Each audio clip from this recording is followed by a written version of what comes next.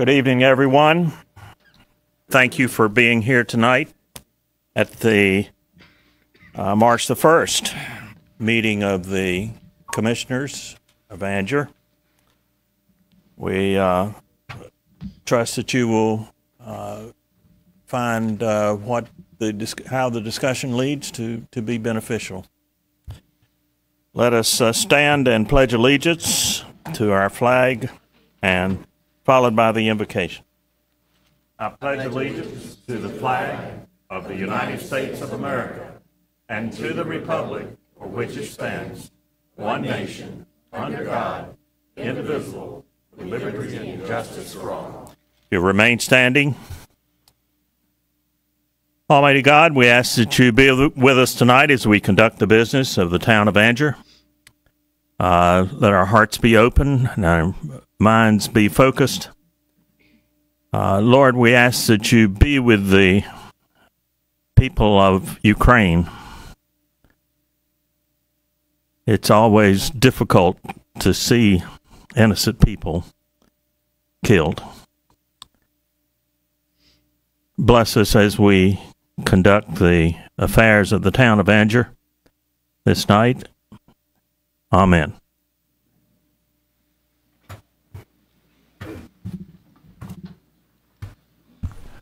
Commissioners, the agenda is before you.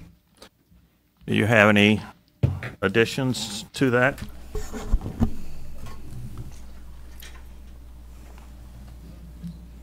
Nope. Is there a motion to approve the agenda? I make a motion that we approve the agenda. Ms. Hawley moves to approve the agenda. All in favor, raise your right hand. Okay, thank you. The first item on the agenda is public comment. Now, in the past, we have had public hearings where people can say what their opinions are, and we have limited the public comments to things other than, say, the annexation or zoning. So if you have something that you would like to present for public comment, we do not promise that we will respond with action on the comments this particular evening. But if you will, many have signed up, and let's see. Brian Hawley and Howard Babbitt on an audit, town audit of the ABC board. You'll pull the mic towards you so everyone can hear. You don't look like Howard Babbitt. Yeah. You don't even own any trash trucks, right? No. Okay. Nope. There you go. Thank you, sir. Yes. There we go. All right. Good evening, board. Brian Hawley. I live at 49 Cary Lane Drive here in Angier. Here tonight for the audits for our ABC board. As you all are well aware of, we incurred some challenges with our financial tracking systems that we had in place. So it took us a little longer to get our QuickBooks up and running. So the audits were a little bit delayed in doing that. They were not as quick, you say? I'm sorry, sir? They were not as quick as you thought. Exactly. Well, it wasn't really QuickBooks problem. It was just we had a lot of errors that was input in our system that we had to get corrected. There's a lot of bad information there. So it took the ladies here, Christina and Shauna, a couple weeks to basically rebuild an entire new company, move everything, all the data over to get things sorted out so that our auditors could get the information, back to us in, I guess you could say, somewhat a timely fashion. Because once we got it to them, they returned it to us within 30 days. So all in all, I think each one of you have a packet in front of you that consists of the first quarter and the second quarter. I have to say that I'm very proud of what our board and our employees at the store our management staff has accomplished this year. It's been a challenge that all ABC systems in North Carolina had to that we're faced with in the beginning of the year for our fiscal first quarter. If you recall, we had inventory issues all over the state of North Carolina. We started our first quarter at 23% down because of inventory issues. I'm very pleased to say tonight that we've closed that to where we're only 3.8% down from fiscal year versus last year, same time frame, which is a heck of an accomplishment. We've dispersed funds to the town. If you want to look at that, that's in the first two audits. We have on, I want to say page 2, you'll see, I'm sorry, page 3, you will see calculations for disbursements in the September column. You will see law enforcement, alcohol education rehabilitation program, and the Angier Library. We have dispersed funds to the library and to the Angier Police Department through the town. The alcohol education program, we dispersed, I want to say right at 4,000, a little more than 4,000, to the Sold Out program that we have in Harnett County that covers all of Harnett County schools. That's a partnership with all boards in our county, including Lillington and Dunn. We all pitch in an equal share of that. It's about $15,000 per year for us to have that abstinence program ran through our county schools. It's an excellent program. However, Ms. Cascavage and Shauna, I believe, I'm not sure, but they've been working with Chief Thompson over here. They've been working on getting a program in place for the town of Angier, because the alcohol education monies does not necessarily need to be dispersed every quarter. That is a decision that's left up to the board. So if we don't have an area where we can do that, we usually maintain those funds in our accounts for other programs. But we're looking forward to having that partnership with our town here soon. So that program, I think you guys will be excited about it. Maybe they can elaborate a little more as we move forward with that program. If you look at page 3, I believe, of the same for the December Q2 audit, you'll see some of the monies there. Now, what you're looking at here is actually a combination of the first and second quarter of the monies that were to be paid out to the town plus the alcohol education. Okay, that's when they figure out the numbers, the percentages. It's based on the net profits for those first 2 quarters together. It's not just one quarter. Okay. All right. So when we got back our audit, I wanted you guys to be aware that we got them back. The auditor told us that we have an area of comfort, that we will call it, of our operating capital. So our operating capital cannot drop below 60. I want to say 67,000. So we'll just say 70 for general purpose.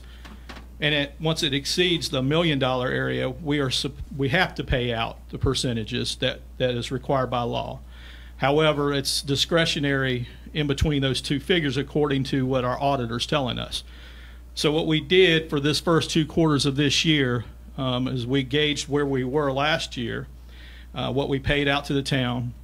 Last year we paid out, I want to say the first 2 quarters, about $47,000 each quarter. So this year we wanted to exceed that. So tonight I'm happy to present to our town manager, maybe Hans, I'm not sure who would like to take that, a check to our town's general fund of $100,000. Wow. Okay.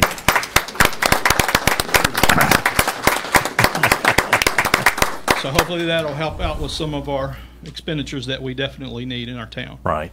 So does anyone have any questions for our board? I'm just wondering, obviously we've been through a pandemic, and in the midst of that, there was a renewed vendor at the state warehouse. Did that have anything to do with the supply of materials? When you say new vendor, do you mean the warehouse themselves, LB&B? Yes. They were the old vendor, but they had to put in a new software program at the warehouse. The program itself. Well, yes, there were a lot of gaps, and it was like the perfect storm, like I mentioned back in the first quarter. It wasn't just the contract issues that was going on with the state and the warehouse people, the company, but they also were changing over their software, a system, how we order product, and all of those things. So yes, that's been sorted out. The system's up and running much better. We've been told that there may be an experience, or we may experience some shortages here and there because of the glass shortages, but right now we've been able to slowly build inventory in our warehouse, which we're running out of room. So we'll have to talk about that later on. But yeah, I mean, I think we're sitting on about $300,000 total in inventory, which is excellent considering, our funds. We are sitting really good financially in the building. So all in all, I have to say I'm proud of what this group of folks around us has done with this organization. It's definitely moving in the right direction. Okay. Chair, as a member of the ABC board myself, you've done a tremendous job. The ladies that's here, Shauna, if you don't mind standing up. Shauna and Christina are our managers of the store, and all the challenges and the mountain they had to climb. You've nearly reached the peak. Y'all done amazing work. We were in a situation where we just about had to go get our own liquor from the warehouse because we couldn't get the trucks to bring it to us. And y'all overcame those battles and done a great job. Thank you. Well, thank you for the kind words, Mr. Price, but it's an effort of everybody around us. Couldn't do it without them. Thank y'all so much. Thank you. Thank you. Let's give them a hand. All right.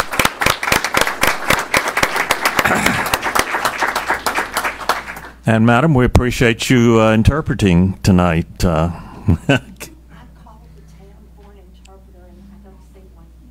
Okay. All right. Excellent. Well, thank you for your services. Okay. The only other one I see that isn't related to the zoning is Commissioner Lou Weatherspoon to introduce Christian Lockamy.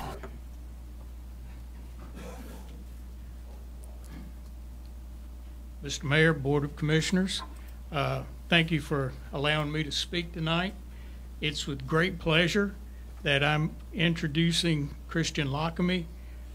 He was hired by the commissioners, Harnett County Commissioners, to be our Economic Development Director. He started on January the 3rd. He's got a tremendous amount of experience. He spent a number of years in Greenville. If you've been through downtown Greenville, you'll see the results of a lot of his work. Then he was in Pasquotank County, and Elizabeth City.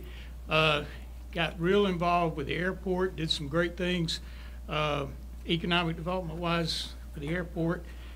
And he went to Oxford prior to coming here.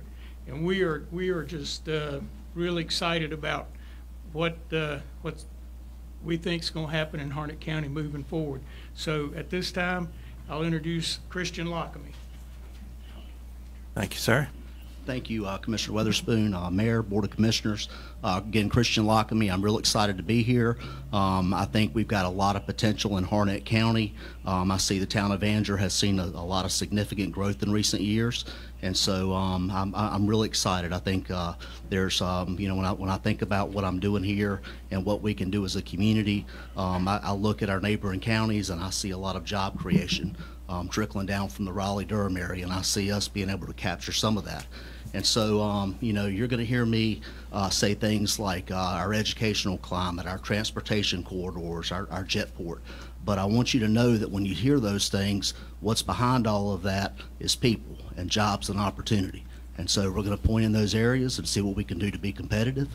If I can help any of you, I would appreciate you reaching out to me. And so I look forward to working with you. Thank you.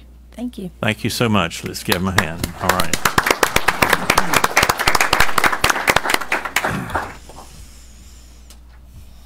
All the others who signed up for citizens' comment said it was the 2A rezoning. So I think unless someone has something else for a public comment other than the zoning, we'll reserve that for then. Okay. Consent agenda. We just have the minutes for the February 1st work session and the February 15th regular meeting. Is there a motion that we approve the minutes? I'll make a motion that we approve the consent agenda minutes. Thank you for the motion, and all those in favor, please raise your right hand. It's unanimous. Thank you.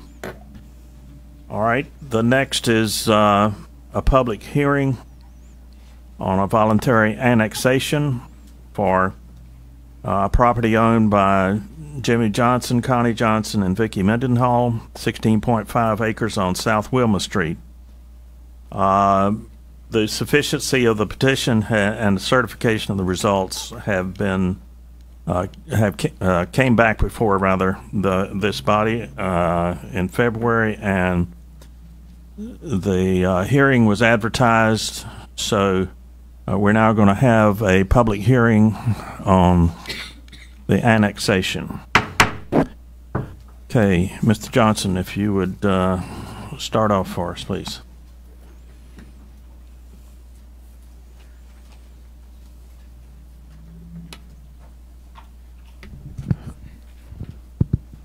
Good evening, Board. Veronica, if you can put that aerial map on the screen. The first public hearing on tonight's agenda is for a voluntary annexation petition submitted to the town by the James Johnson Jr. Trust, represented by Mr. Jimmy Johnson here with us tonight. This is the vacant farm located on South Wilma Street on the east side of South Wilma, north of Campbell Street here, highlighted in red. Like the mayor mentioned, the tract size is 16.15 acres. You'll notice there's a dashed orange line bisecting the property here. The annexation petition before you tonight is to complete the annexation of the entirety of that 16.15 acres into the town of Andrews limits. You'll notice that there is a subsequent rezoning application that will be discussed in the following hearing. So which portion is already in the town? The westernmost portion. To the left. Yes, sir. Okay. Any questions for staff about the annexation petition? Any questions from the board? No. Okay. Now this is a motion to bring this particular tract of property in the rest of it into the town of Andrews, so that all of it will be a part of the town of Andrews. It has nothing to do with the zoning or anything like that. It's just to bring the property into the town of Andrews. Now, given that, does anyone who signed up tonight want to speak to just the annexation?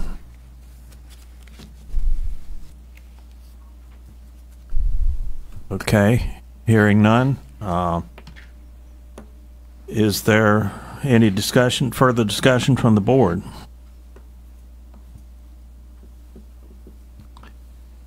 If not, would someone make a motion to extend the corporate limits of Andrews to include this property? I'll make the motion that we extend the corporate limits of Andrews. Okay, Commissioner Kazakavitz.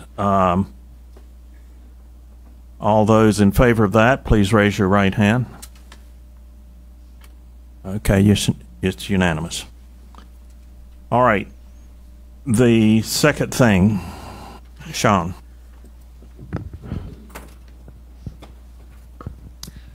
Okay, second public hearing on tonight's agenda is for a conditional rezoning request of this same 16.15 acre property on South Wilma Street.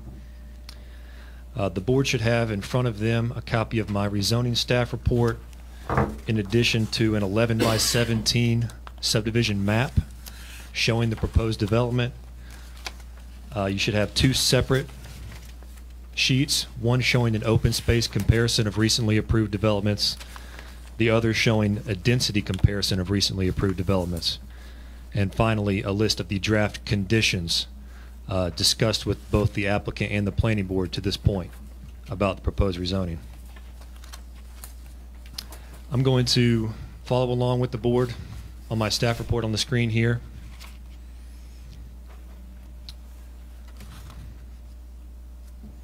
On page 2 of the staff report, you'll find a screenshot of the Town of Andrews zoning map in the area in question tonight. The red arrow is pointed to that 16-acre tract we've discussed. You'll notice that tan color on the screen is our R10 zoning district. That is the property's current zoning. The requested zoning is the conditional R6 district. I want to point out the adjacent property zoning around the proposed development tonight. This is the Catherine's Retreat subdivision to the south on the other side of Campbell Street, zoned R6 currently. To the southwest of the property in question, this is the Tanglewood subdivision, also zoned R6. Directly west of the property is the Woodcroft subdivision, zone R10.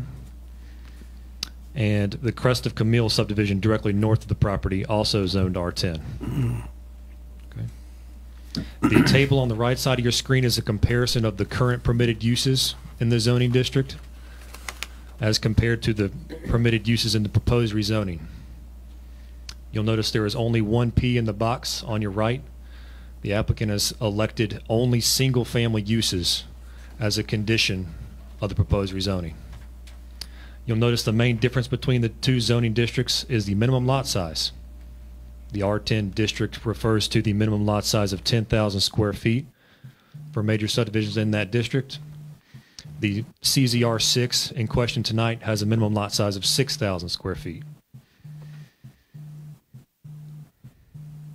Physical characteristics, you'll notice the property is currently vacant farmland with small areas of wooded portions. Surrounding land uses include some medium and high density residential uses, as well as some agricultural uses to the east here. And this is the Andrew Methodist Church to the northwest, across from South Wilma Street.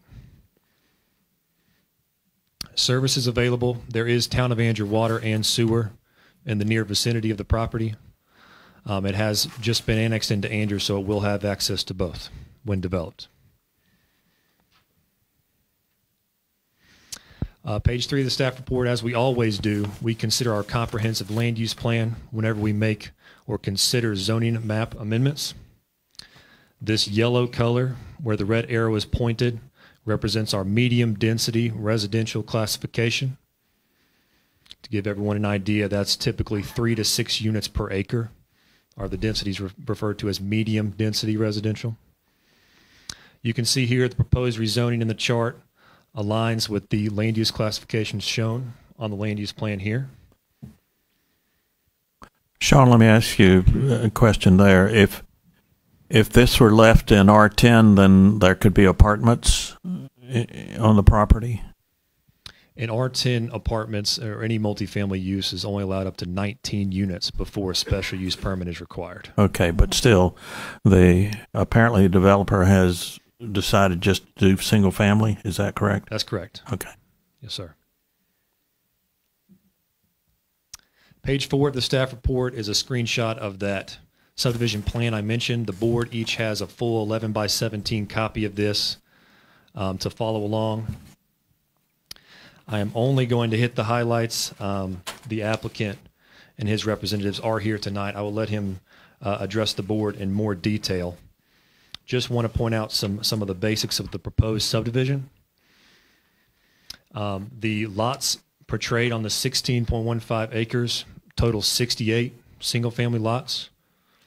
You can see here we have 2 entrances proposed on South Wilma Street opposite the Woodcroft Drive exits and entrances. Also want to point out that there is sidewalk, curb, and gutter both throughout all of the proposed streets as well as along South Wilma Street and Campbell Street. There's also a proposed widening of South Wilma Street and Campbell Street by approximately 3 feet of asphalt. The reason being the current conditions of South Wilma and Campbell do not meet the town's 2022 construction specifications. The developer has offered in his conditions list a widening of his portion of that full 29-foot curb-to-curb requirement. Okay, would you explain the difference between R6 and R6 conditional? Sure. So R6 is one of our standard zoning districts allowed by the ordinance. It sets a minimum lot size of 6,000 square foot lots. It also sets a minimum side setback of as small as 5 feet, as well as a 50-foot minimum lot width. The numbers behind the R's in the districts indicate minimum lot size. 6 is 6,000, 10 is 10,000, 15 is 15,000 square foot lots. To give everybody an acreage comparison, a 10,000 square foot lot is just under a quarter of an acre, whereas a 6,000 square foot lot is roughly, I want to say 0.18 of an acre. The difference between a standard R6 request and a conditional is that the developer or applicant submits a subdivision plan, like the one on the screen here, to go along with his application. He declares the type of use he would like to propose, and he agrees to a set of conditions that both have to be agreed by the board and the applicant in order to be enforced with that rezoning approval. Sean, let me ask you a question. It's 16.15 acres, correct? Yes, sir. Without the conditions put in here, and it being less than 20 acres of land, what is Mr. Johnson required to do there if we didn't have the conditions in there? In terms of open space, would he be required to widen the road? Not to widen the road. Would he be required to put sidewalks down the street? Yes, sir. No. Yes, sir. He would have to do that. Yes. But not widen the road. No. So if he's willing to do that, that's above and beyond what a normal R6 would be, correct? Correct. Okay. Thank you. The last page of the staff report goes through my staff evaluation as well as the planning board's recommendation. As stated on the screen and in your report, staff does recommend approval of the rezoning to CZR6 with that draft conditions list in place as part of that approval. The planning board reviewed this application at their last meeting on February 8th. They did also give a favorable recommendation of CZR6. Mr. Johnson, as well, before the people start coming up and talking, it was my understanding by reading some of the letters and stuff that was presented to us, can you explain to me why the town did not put out a sign for these people to know that there was going to be a rezoning in that area until Friday of this past week? Yeah, we do typically get those up a couple weeks ahead of time. Didn't get it up until last week this time. Just been super busy. Okay. Do want to say that all of our public hearings are advertised in the Daily Record, and they are adjacent property owners are sent personal letters inviting them to the hearing. Any other questions of Sean from the board? All right, if not, we'll continue the public hearing. There are approximately 25 people signed up. I would urge you to, as you come forward, consider whether what you have to say has already been covered. If so, you might just refer back to the prior coverage and limit what you're saying. Obviously, we want to leave open the public hearing for as much opinion as possible so that we can do a proper job of making a decision here. Okay. Before we get started, we do have the authority under 168-81 to limit the maximum time allotted to each speaker. If we want to do that, we ought to do it on the front end to make it fair for everyone who speaks. Given that we have so many speakers, we may want to consider doing that. Okay. What's the consensus of the board? Do you want to limit the time for speakers? How much time is for public hearing? Isn't it a total of 20 minutes? 3 And 3 minutes per person? Well, the 20 minutes only applies to the public comment area, right? Okay, so That's correct. Yes. just 3 minutes per person? Right. You could do. You don't have to do 3 minutes. 3 minutes is fine. You could do less. Or whatever. You could do more. Is there a motion? Will of the board. I will just say for myself, Mr. Mayor, certainly it will be up to your discretion as to however we do vote and when people are speaking. But we did in the past 6 months sit here until 1 o'clock in the morning listening to people speak against the asphalt plant. And I think even then we did have, but we will let them be heard. So I'm just asking, again, take that into consideration, and especially to all the speakers as well as you speak, as he said, reiterating points that someone else has made. But I do hope that you allowed that discretion that night, Mr. Mayor, and if it was important that it be heard, we allowed it to be heard. Okay, I don't typically cut someone off right at the 3 minutes if they're in the middle of something. Right. So, I will add just a clarification for a quasi-judicial hearing where it's witness testimony, there's different considerations than there are for a public hearing, but it's, again, up to the board. okay, is there a motion?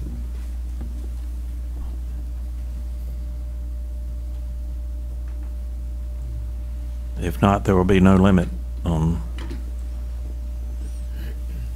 Okay, I make a motion that we limit no more than 5 minutes. all right. Any discussion, board? If not, all in favor, please raise your right hand. 5 minutes, I like. Okay, 5 5 minutes. Okay, Good job. good enough. All right, we'll go down the list as signed up. Georgette Malala.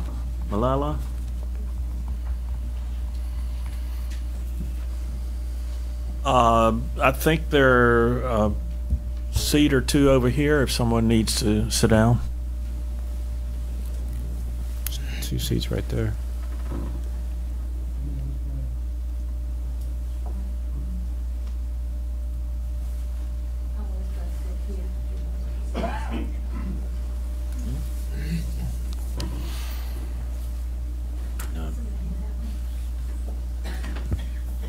Hello, State your name and address for the record, please. Georgette Malella, 661 South Wilma Street.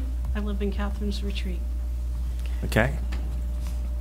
We're a little bit out of order, I have to let you know that. So, I just wanted to tell you that my husband and I moved here 6 months ago from Holly Springs. We downsized and moved to Andrew to retire here. One of the main reasons was to have a smaller community feeling and to be in Catherine's Retreat, which according to your meeting on 2/15 was a model community to be set in Andrew. And we felt the same way, so we moved in September of 2021. We're concerned about Andrew becoming another Holly Springs, too much growth too quickly without proper planning. We are concerned about the type of homes that are being proposed there on that screen. That picture that was just shown prior shows you the amount of homes in a small 16-acre property. And that is a lot of people to put in that one section with no open spaces like we have at Catherine's Retreat. If you're truly going to model where we live, then that particular photo does not model where we live. I'm afraid that they'll bring our property values down, create tremendous traffic problems, be unsafe, and not what we had all imagined for ourselves when we bought the home there. We can make the builder use better materials, have more open space, and to fit more in the type of home that Catherine's Retreat is. The builders should be responsible for sidewalks, widening the road, and not throwing together as many houses that they can fit in that one area. I understand the builder is here to make a living and is in business to do that. But I ask that the mayor and the board should be looking out for the properties surrounding those lots and not just Catherine's Retreat, but the other homes that are on Wilma Street. Thank you. Thank you, ma'am. I suppose we should, I suppose we should let Mr. Johnson present. You don't want any? In the essence of time, just let everybody speak and we'll address the question. Okay. It's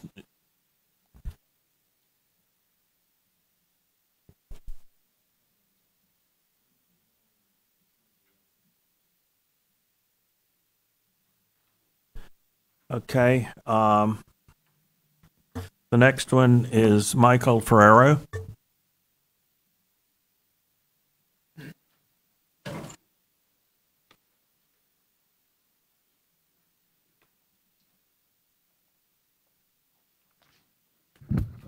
What's your address, please, sir? 22 Camille Brooks Drive. It's in Catherine's Retreat. Okay. And I moved here last May. And I came from Philadelphia. And, you know, with the congestion and the traffic and all that. And that's the reason I came here. A small town. I looked at like 12 different developments in Harnett County, in Wake County. And I picked Catherine's Retreat because the way it was laid out, the way the homes were built with all the open space and everything. And then I find out right behind my house is the one development that's already been approved that I knew nothing about because I got no notice. There was nothing posted that it was going up. And the people there are going to be looking right into my house. And there's nothing I can do about it now. And then you want to put another 68 across the street. That's ridiculous. I mean, it's too much. It's going to be like I'm living in Philadelphia again. And that's the reason I left. I just couldn't deal with the traffic, the safety issues up there. So something's got to be done. I mean, you know, the roads, obviously the roads have to be taken care of. And what about the infrastructure? You know, the water, the sewer. Is there enough water pressure? You know, if I'm getting a shower and my neighbor starts to do their wash, do I lose my water? We don't know. We'll find out.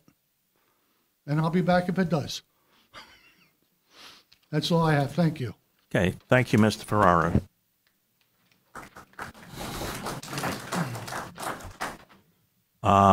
Is it Melissa Baker?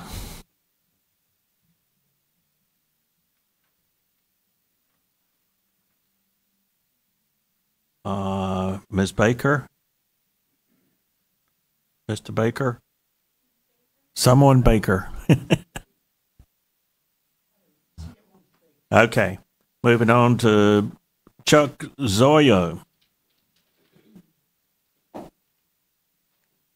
Please state your address, please, sir.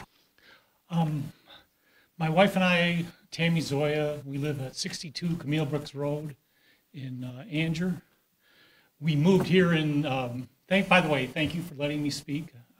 This is my first time speaking at a public meeting. Take your time. You're doing fine. We moved here from Kenosha, Wisconsin in December. So, and I echo a lot of the things about having the subdivision in my backyard. At 62, he's my neighbor down the block. My wife and I plan to retire here. I work for the federal government and I retire in October, and this was going to be my place of residence for the foreseeable future. I have two friends that lived in Fuquay that kind of drew us out here. But when we were doing house hunting trips and everything in Fuquay, we were like, no way am I going to live in Fuquay. It's it's just too many. I lived for a couple weeks when I was waiting to close at the Comfort Inn there, and going out for dinner just to pick up some burgers and coming back to the hotel took 45 minutes. So I don't want that. But I chose Anger. All right. I have two main concerns to not have you be here till 1 in the morning. Wilma Street only seems to be the only way in and out of that subdivision. And if we have hundreds of homes with hundreds of cars trying to traverse an 18-foot road, what are we going to do if there's a hazmat situation, if there's a medical emergency, if there's an evacuation due to weather or something else. I think we need another access road for an evacuation route. It's also way too small for the population expected near where I live. And I just want to leave you with, I'm going to give you back lots of minutes here. I'd like to leave you with that it's going to be a big mistake for us not to utilize the leverage we have right now to take care of these problems that building all these homes in this small area is going to create. Okay. Thank you very much. All right. Thank you, Mr. Zorio. Kenosha's loss is our gain. Thank you. I hope so. Rufus Castles, do you want to speak? Yes.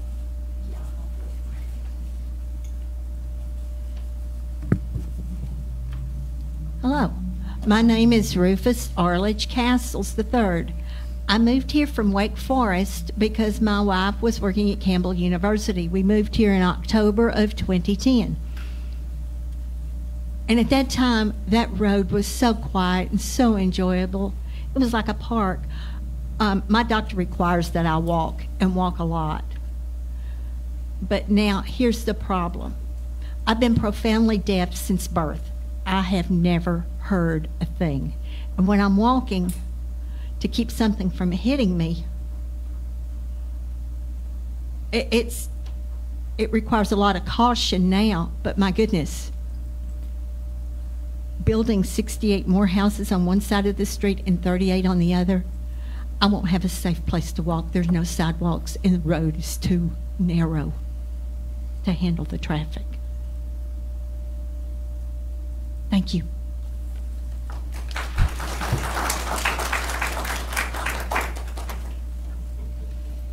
Okay. Thank you. Mr. Bailey, Frederick Bailey. You want to offer anything? If not, Bradley Bratcher.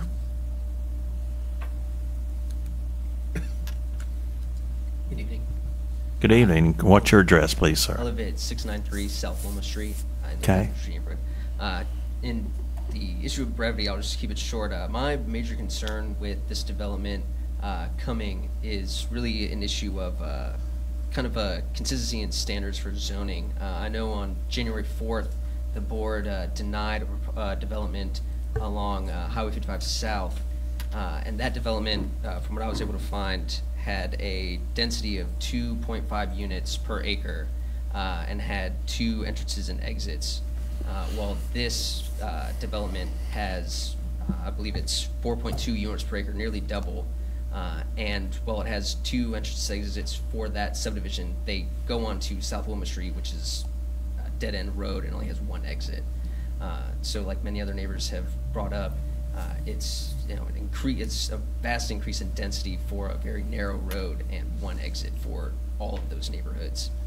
And it just seems odd that we would continue to pack in all these developments and houses into such a small zone. And then as well as the issue of the lack of open space within that neighborhood as well. The entirety of that space is really just homes, and the 8% open space that it does have is just their retention pond at the back of the neighborhood. And it doesn't really fit with the rest of the neighborhoods in that area that have a significant amount of open space and are very inviting and welcoming. Those were the major concern I had with this pending development. So I appreciate your time and thank you. Okay. Thank you, sir.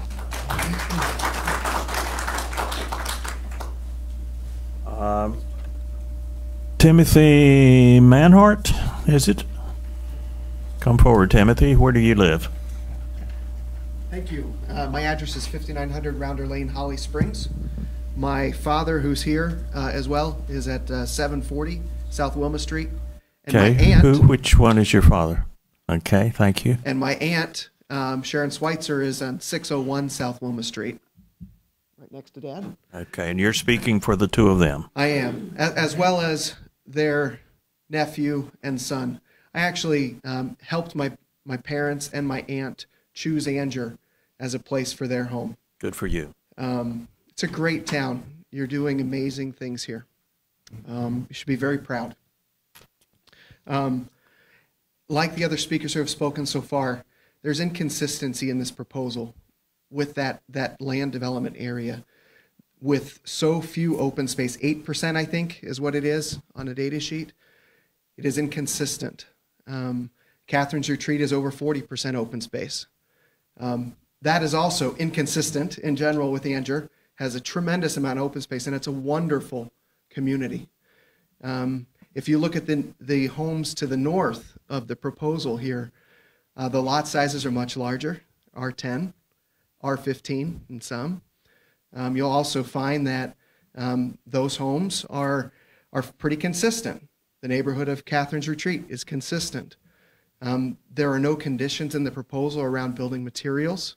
There's no conditions in the proposal that make the open space more in line with Catherine's Retreat. As mentioned before, as a driver of that road regularly, I visit my parents and my aunt regularly. I drive a Suburban. I have 5 kids. My truck barely fits on that road. That is a side street. It is not a road for 300 plus homes to have egress. And there is one point of egress out of that area, and it is Wilma Street. So while the condition to widen the road by 3 feet directly in front of this proposal and put sidewalks there is great, it's insufficient. I don't know the distance from the end of that property to the top side of Wilma Street, but it's insufficient. That road needs attention before this type of density is reasonable. So I would encourage you to take a little more time to review this proposal, consider all those implications, consider opportunities to make this more consistent with the neighboring homes. And the gentleman who spoke, who live on Camille Brooks, it sounds to me like they did not receive written notification of the previous neighborhood that was approved, Tanglewood, which has a very similar density, although less dense than even this proposal. So I would ask that we take a little more time to inform the neighbors and have some dialogue around consistency in the neighborhood proposed, in materials, in open space, etc. We want to continue what you're doing with the responsible growth. Please don't turn this into Fuquay or Holly Springs. I'm on the outskirts of Holly Springs. I'm actually county limits, not town limits. I'm glad I am. But please, please, please take your time here. Supplies aren't even available to build these homes. So take a little bit more time to get the conditions right. A conditional approval with R6 makes sense with the right conditions. The conditions proposed are insufficient. Thank you. Thank you, sir.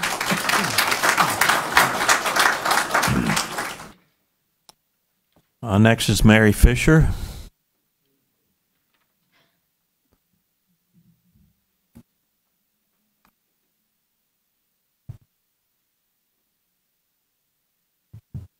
This is my first time doing this, so I'm a little uneasy myself. I live in Catherine's Retreat, 669 South Wilma Street. My husband and I moved at the end of September. We lived in Holly Springs and then Fuquay and came to Angier, and we love it. We're hoping we're going to retire in this home. As other people have said, and I know that you were talking about, you're saying the same thing over and over, but it's somewhat the same thing. We just don't want to be in an area where there's going to be houses on top of houses on top of houses. And what if a developer, or not a developer, but, you know, a real estate person buys up a tract of houses and then starts renting them out? I don't want any of that in the area where we are right now. I love the open space. I love the town of Angier, the quaint little town. I'm all up for building the towns up, and we know that it's going to, you know, build up at some point, but just do it smart. That's all we're asking, is just to do it smart. Thank you. Thank you. Thank you, Ms. Fisher. Hey, Bob, can I interrupt for 1 second? Sure. Put it down at this end. Hey, everybody, breathe. Take a breath. This is not easy. I know that. And I want everybody to be heard and relax as they tell people in the theater. look out at your audience and imagine they're naked. That'll lighten your mood. So take a breath. Mr. Coates is very active in the theater, as he says, and I wish he hadn't brought that along. Okay, Lorelei Carlton. Or Carlin? Carter, okay. Hi, thank you for letting me speak as well. And you're- Lorelei Carta. Me and my husband live at 737 South Wilma Street in the Catherine Retreat. Like others, we also just relocated from Connecticut a little over a year ago. And to speak with the other gentleman said, our first train of thought was Fuquay. Fuquay, that's where we're gonna go.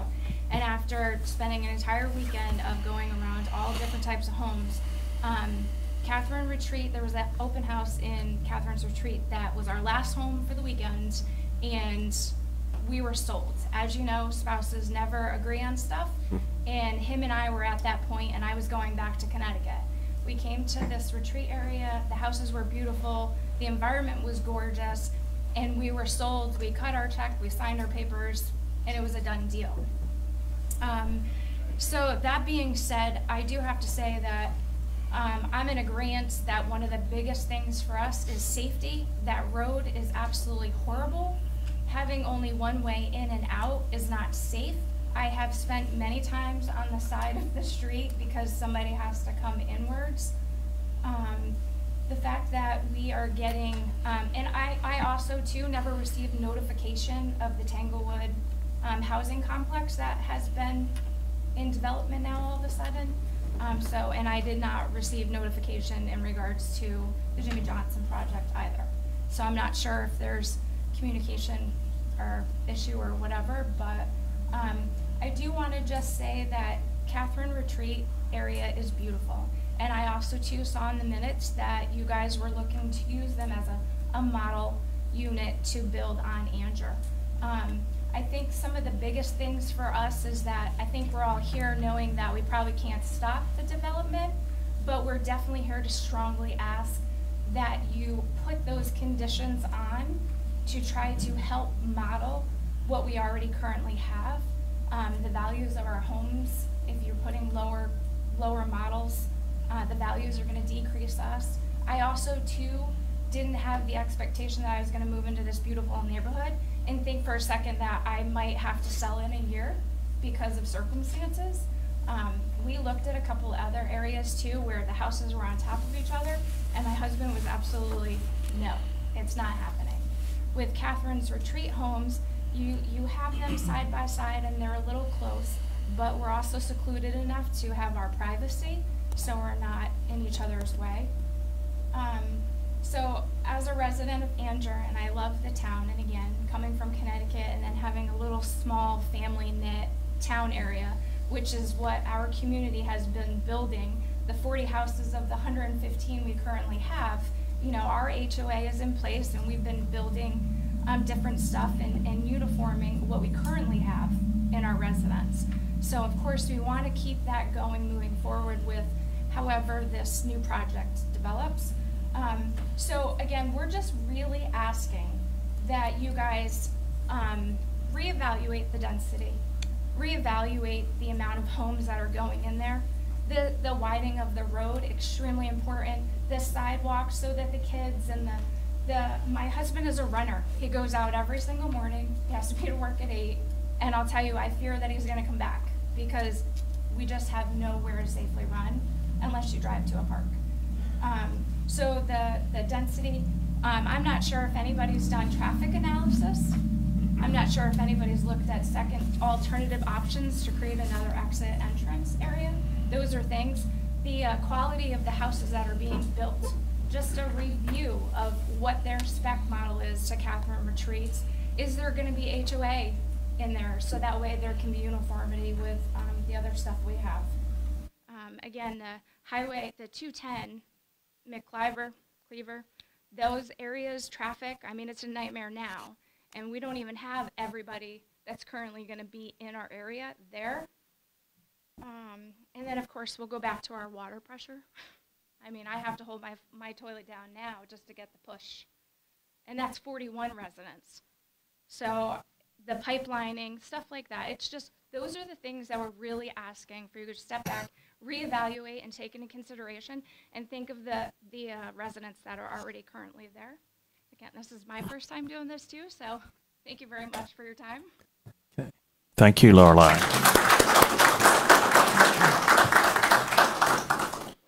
Okay, Vicki Harris. Good evening. My name is Vicki Harris. I live at 311 South Wilma Street. I've lived there for 20 years. Anger has been a wonderful place to raise my children. I have my boys with me today. One thing we love about Anger is that we could walk or bike to local places like the library and the park. We didn't worry about our safety walking down Wilma Street or Lillington Streets back in the day.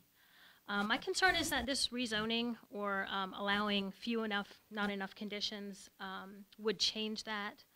Already, the traffic on Wilma Street is concerning. We've talked about some of my points already, so I'm going to skip those. But there are already 5 interchanges on a 1,000-foot road on Wilma Street right now. It's a dead-end road, one way in, one way out. What exactly would 2 more interchanges and 68 more dwellings do? I think that's a question you have to answer. Have you considered the safety of the residents of Wilma Street? I know of 4 families with children who regularly use and cross Wilma and Pleasant Streets. And we know that if traffic increases on Wilma, it's going to increase on Pleasant because there's no stop sign and people go that way out to 210. What will you do, commissioners, to ensure the people's safety? Have you completed a traffic analysis? That's a question we'd like answered. Are any of the streets involved, Wilma, Pleasant, MacIver, or Highway 210, on the Transportation Improvement Plan through the NCDOT? If so, what is the proposed timeline for upgrades?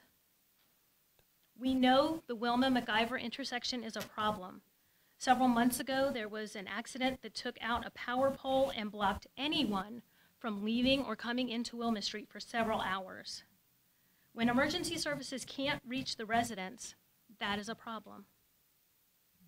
My family and I have lived in Anger for 20 years because it is a lovely little town. I know that growth is inevitable, and I have no problem with sharing the town with new neighbors.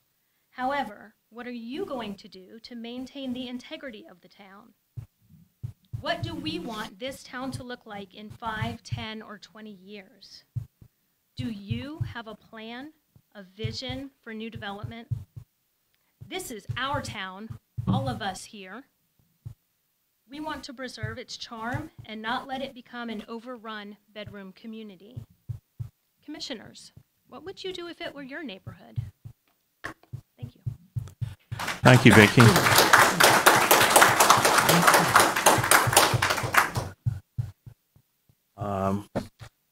Angela at 79 South Pleasant. You're going to have to help me with the last name.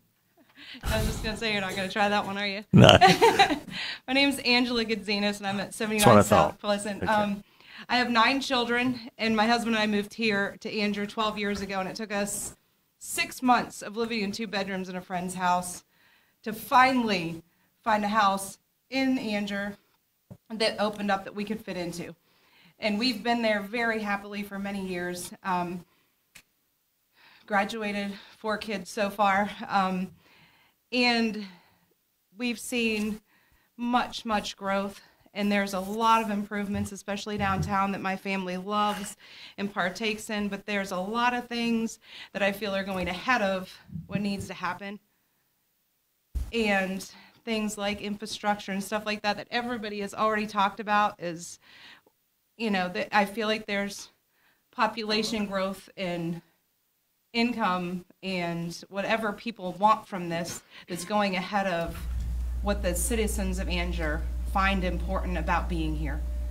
And my husband and I have seriously considered, especially with the subdivision going right in the end of our road, and then we've got this one coming in and another one coming in here. We're like smack dab in the middle, and the traffic on our road is crazy. We've had a dog hit, we've had kids almost hit a couple times when they're riding their bikes, and it's only going to get worse. And there are times, there's windows of opportunity we won't even leave our house because we know we'll be sitting in lights downtown. So the town is not set up to handle people upon people upon people upon people, and there's a lot of things that need to be adjusted and changed. Wilma Street is the immediate area, and my 15 passengers constantly shoved off to the side when a city truck's coming the other way or whatever, and you're in people's yards literally trying not to get hit. And my kids go back and forth on that road all the time. And they've got friends down there, and they're going downtown, and they use the park, they use the library and all that stuff. And probably half of you know half of my kids. So I think there just needs to be a lot of careful consideration before we just plop all, because they're not going to be happy either.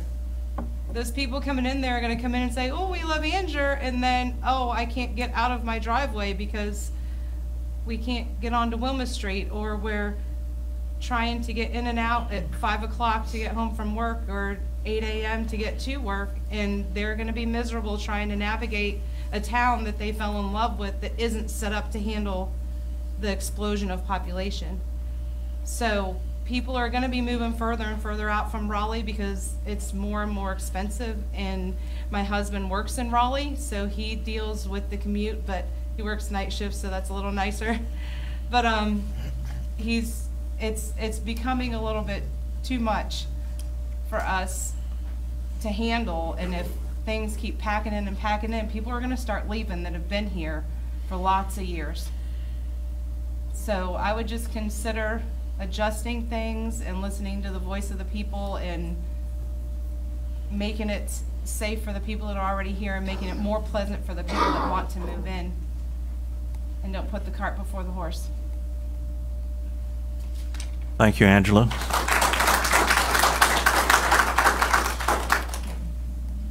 Brian Church, 377 Woodcross Drive. Evening, everybody. Thanks for letting me speak. I had something written, but I don't need to say it because you've heard it over and over again. So basically, everybody's touching on the safety. Wilma Street is one of the big ones. We've got so many neighbors that walk up and down the street. Plus the Catherine's Retreat, which the majority of you saw and found it to be one of the ideal neighborhoods. If it's an ideal neighborhood, then why can't we use that as a model for the rest of the neighborhoods we're going to put in this town? Let's do it smart. Let's make sure we're safe about everything, be it transportation, be it your infrastructure, even with your fire and EMS as far as people getting in and getting out. I would ask that we just please, pay attention to this. You've heard everybody and everybody's concerned, but just take everybody's word for it. The only last thing I really have to say is that we can grow in this town, but we have to grow it smart. Thank you so much. Amen. Thank you, Mr. Church. John Brancato. What's your address, John? 649 South Wilma, Catherine's Retreat. Lorelei asked me if we could submit these to public record. Yes. Without objection from the board, all of the submissions that have been sent to the town manager will be made a part of the record. Is that agreeable to the board? Okay. So who would get this? You give me. Thank you, sir. Yes, sir. Thank you, Your Honor and Commissioners. I appreciate the opportunity just to stand before you. You've heard all of the arguments we've made. I just want to say to you that we moved here. We actually closed on our house last April in Catherine's Retreat, and I had to go back just a little bit to about 5 years ago. By the way, I finally made it. I finally got to retirement. Bless you. And I'm still in good shape. Yay. And about 5 years ago, my wife and I have been questioning about what we wanted to do. We have two children, my oldest son and our daughter who live in Fuquay, and 2 families, and we also have 6 grandchildren there.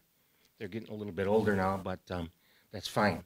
And my wife and I were discussing for the last 5 years maybe what we want to do. And one question kept coming up because we actually moved from within the city of Buffalo, and right in the very nice part of it, but it was in this actual city. And one thing we kept asking, I wonder what it would be like if we moved when we retired into a small, kind of a country town. What would it afford to us? Well, it would give us more green space, more living space. Our house is in Buffalo. My house was gigantic. I had a 2-family Victorian double. It was like 6,000 some odd square feet. But there was 2 families living up and down. I was fortunate enough to have my parents live with us while they were getting elderly until they passed away. And that was a real blessing. But one of the things that kept coming up is we wanted more space.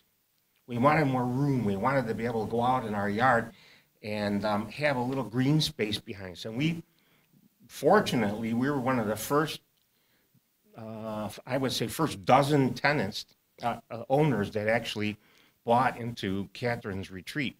We bought one of the lots that backs up to the little wooded area and the pond right behind us. So my wife and I couldn't be happier at the amount of space that we have. It's just beautiful.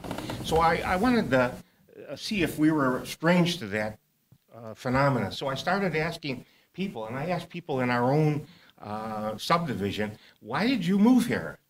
Why did you move to Angier? And you know what the number one answer was? It was for space, less congestion, less traffic, less people, less homes. I said, well, what about cold weather? I come from Buffalo. That works. Syracuse actually gets more snow than we do. But I come from Buffalo. Cold weather wasn't it. High taxes, yeah, that was a consideration, but it wasn't number one. Crime, yes, that was a consideration, not number one. The number one thing for people that are reaching close to retirement or retired are space and congestion. That's what they wanted to reduce in their life. And we felt that we bought this home that we're going to be able to stay here for a long time, finish out our however many years the Lord has afforded us on this earth. Hopefully that we'll be able to do that. You've heard all the arguments from all my colleagues and the fellow owners and HOA, people from the Catherine's Retreat. They're very competent. We call them neighbors down here. Yeah, we call them neighbors. We call them, hey, you in Buffalo. Yeah. Hey, buddy. So we thank you. We thank you for this opportunity for us to be able to present our concerns to you, and we thank you for hearing us tonight. Thank you very much. Thank you, John.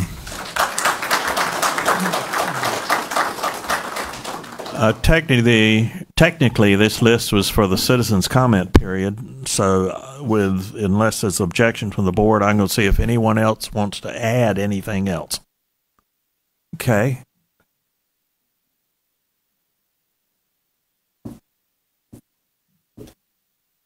State your name and address, please. Although I already know it. Yeah, my name is Samuel Gregory. I live at 247 South Wilma Street. My grandfather built the house I live in. It's the second house on the left beside Arledge and his wife's house. He built it in 1961, and when he built it, that street was dirt. It wasn't paved. So that tells you how long ago that house was built. And since then, of course, other installations have happened, from houses along our part of Wilma Street to Woodcroft, Catherine's Retreat, Foxfield, which is at the very end of the dead-end road, which is Campbell Street. So I don't normally, in my profession, I kind of remain neutral and, didn't sign up to speak tonight because I didn't really feel it was appropriate in my position. But I just wanted to share a couple of the things from somebody that's been around a long time. We bought the house from after my grandfather passed and remodeled it. It's just really, for me, is the safety concerns. With that street being dead end, there's no other way to get out. the wreck that was mentioned a few months ago, where you couldn't get out because the power line was down and their cars crashed together at the end of Wilma Street. I'm from here, so I just happen to know a neighbor that lives in Cresta Camille, which is behind our houses along Wilma Street.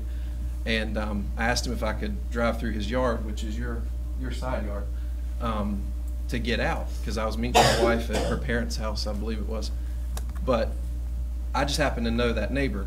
You know, a lot of the people we've heard from are Catherine's Retreat, which I'm thankful to have these folks here in the area, because they're going to help make the area great for years to come. But it's really just adding all that stuff, all those houses. The town intends, they're working on, you know, a new park down there that is on property on Campbell Street, which would be add to the traffic on this dead end road. And I just think it needs to be planned out, you know, smartly. Catherine's Retreat is beautiful. I think if it was something more along those lines, it would certainly be more pleasing overall to the majority. Thank you. Thank you, Sam.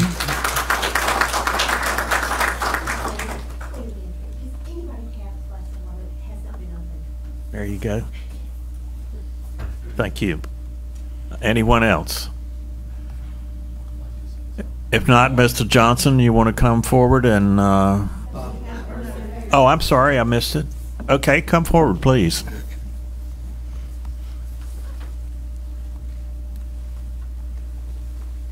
Give us your name and address, please, sir. I will. My name's Richard Fisher. I live at 669 South Wilma Street. And with the number of houses that are going in, everybody's concern seems to be the amount of traffic that's going to be just on South Wilma. But if you try to come home at night, 55 is backed up all the way to the bridge where they have the, I don't know, the thank you, the landscape, and it's backed up all the way to there.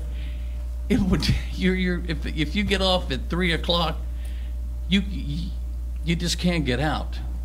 And then if they're going to add 168 houses at the one we're talking about tonight, is that the number of houses we're talking about? 68. Pardon me? 68. 68, and then 38 from over there. How many more is that going to add to the traffic on 55? I mean, it's just going to be. You might as well just let Fuquay incorporate us, because that's what it's going to turn out to be. So that's all I had to say. Thank you, sir. Yes, ma'am. I know I spoke, but I was just wondering, before you close it to hear this gentleman, could you please have everybody stand that's from the area, even if they didn't speak, so that you know the amount of people that are here that are. Okay, the request is that everyone in the area involved please stand. Excellent. Okay. Thank you. Thank you very much. All right. Mr. Johnson, do you want to? All right. Mr. Engineer, if you'll give us your name and address, please. Good evening, Commissioners. My name is Mike Stewart. I live at 4716 Carrollton Drive in Wake County. I have been in the area in and about. I'm from Sanford originally, so small towns are normal to me.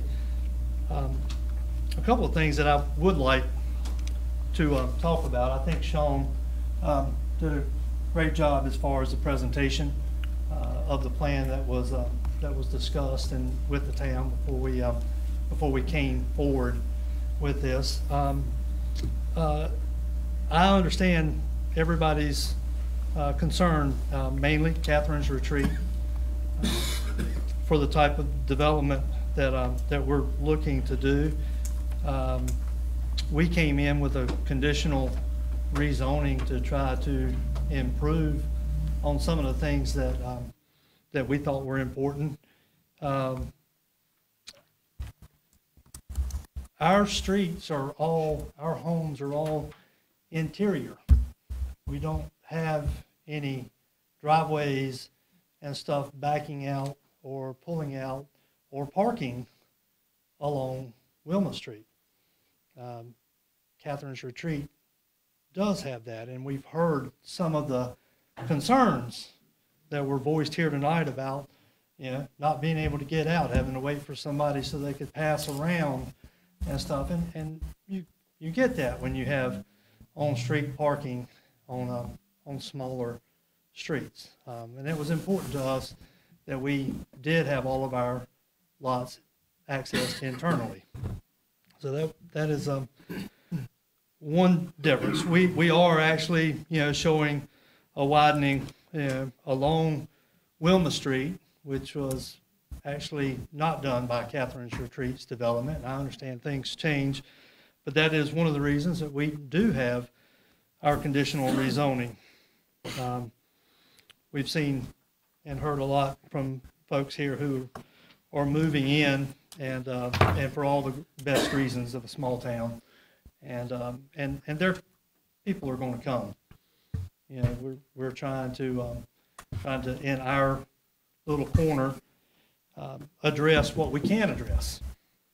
We can't make another exit out to 55. We can't make another exit out to Andrew Road and stuff. That will only come with future development as roads tie together. Wilma Street's a dead-end street now, has been. Campbell Street's a dead-end street, has been. It will only become multiple accesses if and when the property to the east is developed. The town owns the property to the south. There's a floodplain and creek that have kept anything from attaching to the west side. So north is the only way out. Whether we're here or not, north is the only way out Wilma Street, and that's what we've heard. We are adding sidewalk. We believe it's important for people to be able to walk around and to do it safely. When they have difficulty hearing and stuff, the sidewalk keeps people from walking on the asphalt, where it's not as safe. So in our world, we're trying to address these concerns and comments that we have. I would like to also note that from an infrastructure standpoint, because we have two entrances, we will be looping our water line. The previous development that was brought up, Tanglewood, also looped a water line over to Woodcroft to show better flow. Catherine's Retreat is on a dead-end line. We can't loop their line for them, but we have looped the lines that hopefully will mitigate some of their issues with water pressure. Again, I think we've tried to do what we can here. I do have a concern with what we have shown here. One of the differences that has been brought up is the amount of open space.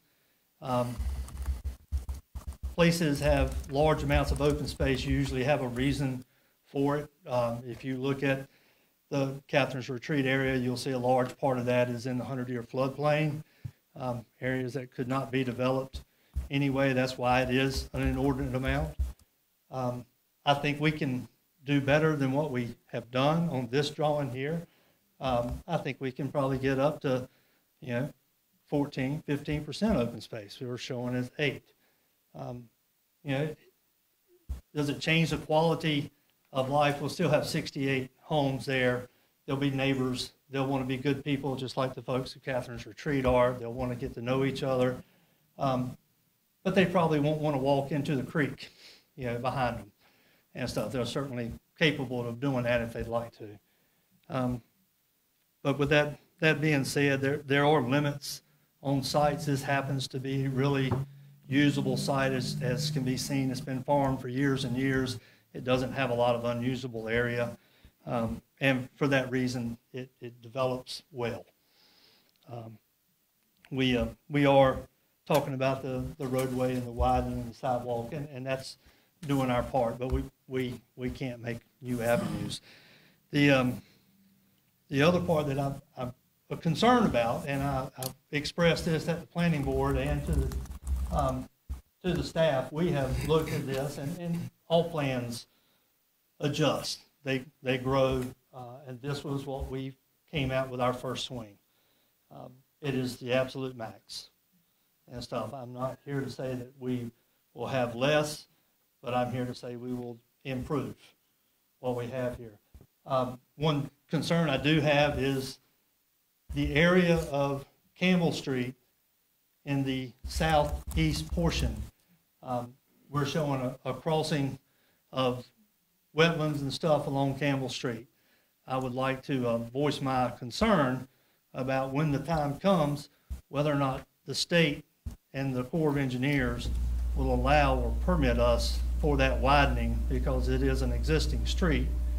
And if we were to show widening and sidewalk from that stream on, we would have to get a permit from the Corps of Engineers for filling in of wetlands and stuff to expand that road. I'm not sure they'll give it to us. That's an application that we go through, a process we go through, but I certainly don't want to stand here and promise you guys that we will do that and then come back here later for a variance that says we can't do that. So that's just something I would like to bring up. Other than that, anytime you have a single road and stuff, there's concerns about emergency services. We've heard about a crash here tonight that we weren't here yet, but it still occurred. We're not going to make it occur and stuff like that, but then again, those are the conditions that we're living with. We'd like to be here. We think the neighborhood will be a positive for the town. The people that are coming in to Angier are all looking for community, and I think the folks that come in here will be too. If you've got any specific questions, I'll be glad to try to answer. So, Mike, you are the developer, right? I'm the engineer. Okay. Yeah, I have some questions. Sure.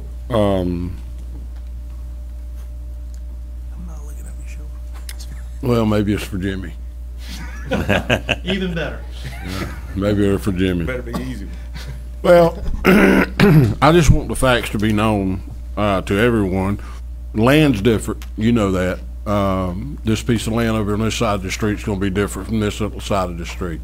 When Catherine Retreat was first, the first phase of that, they had 3.8% open space.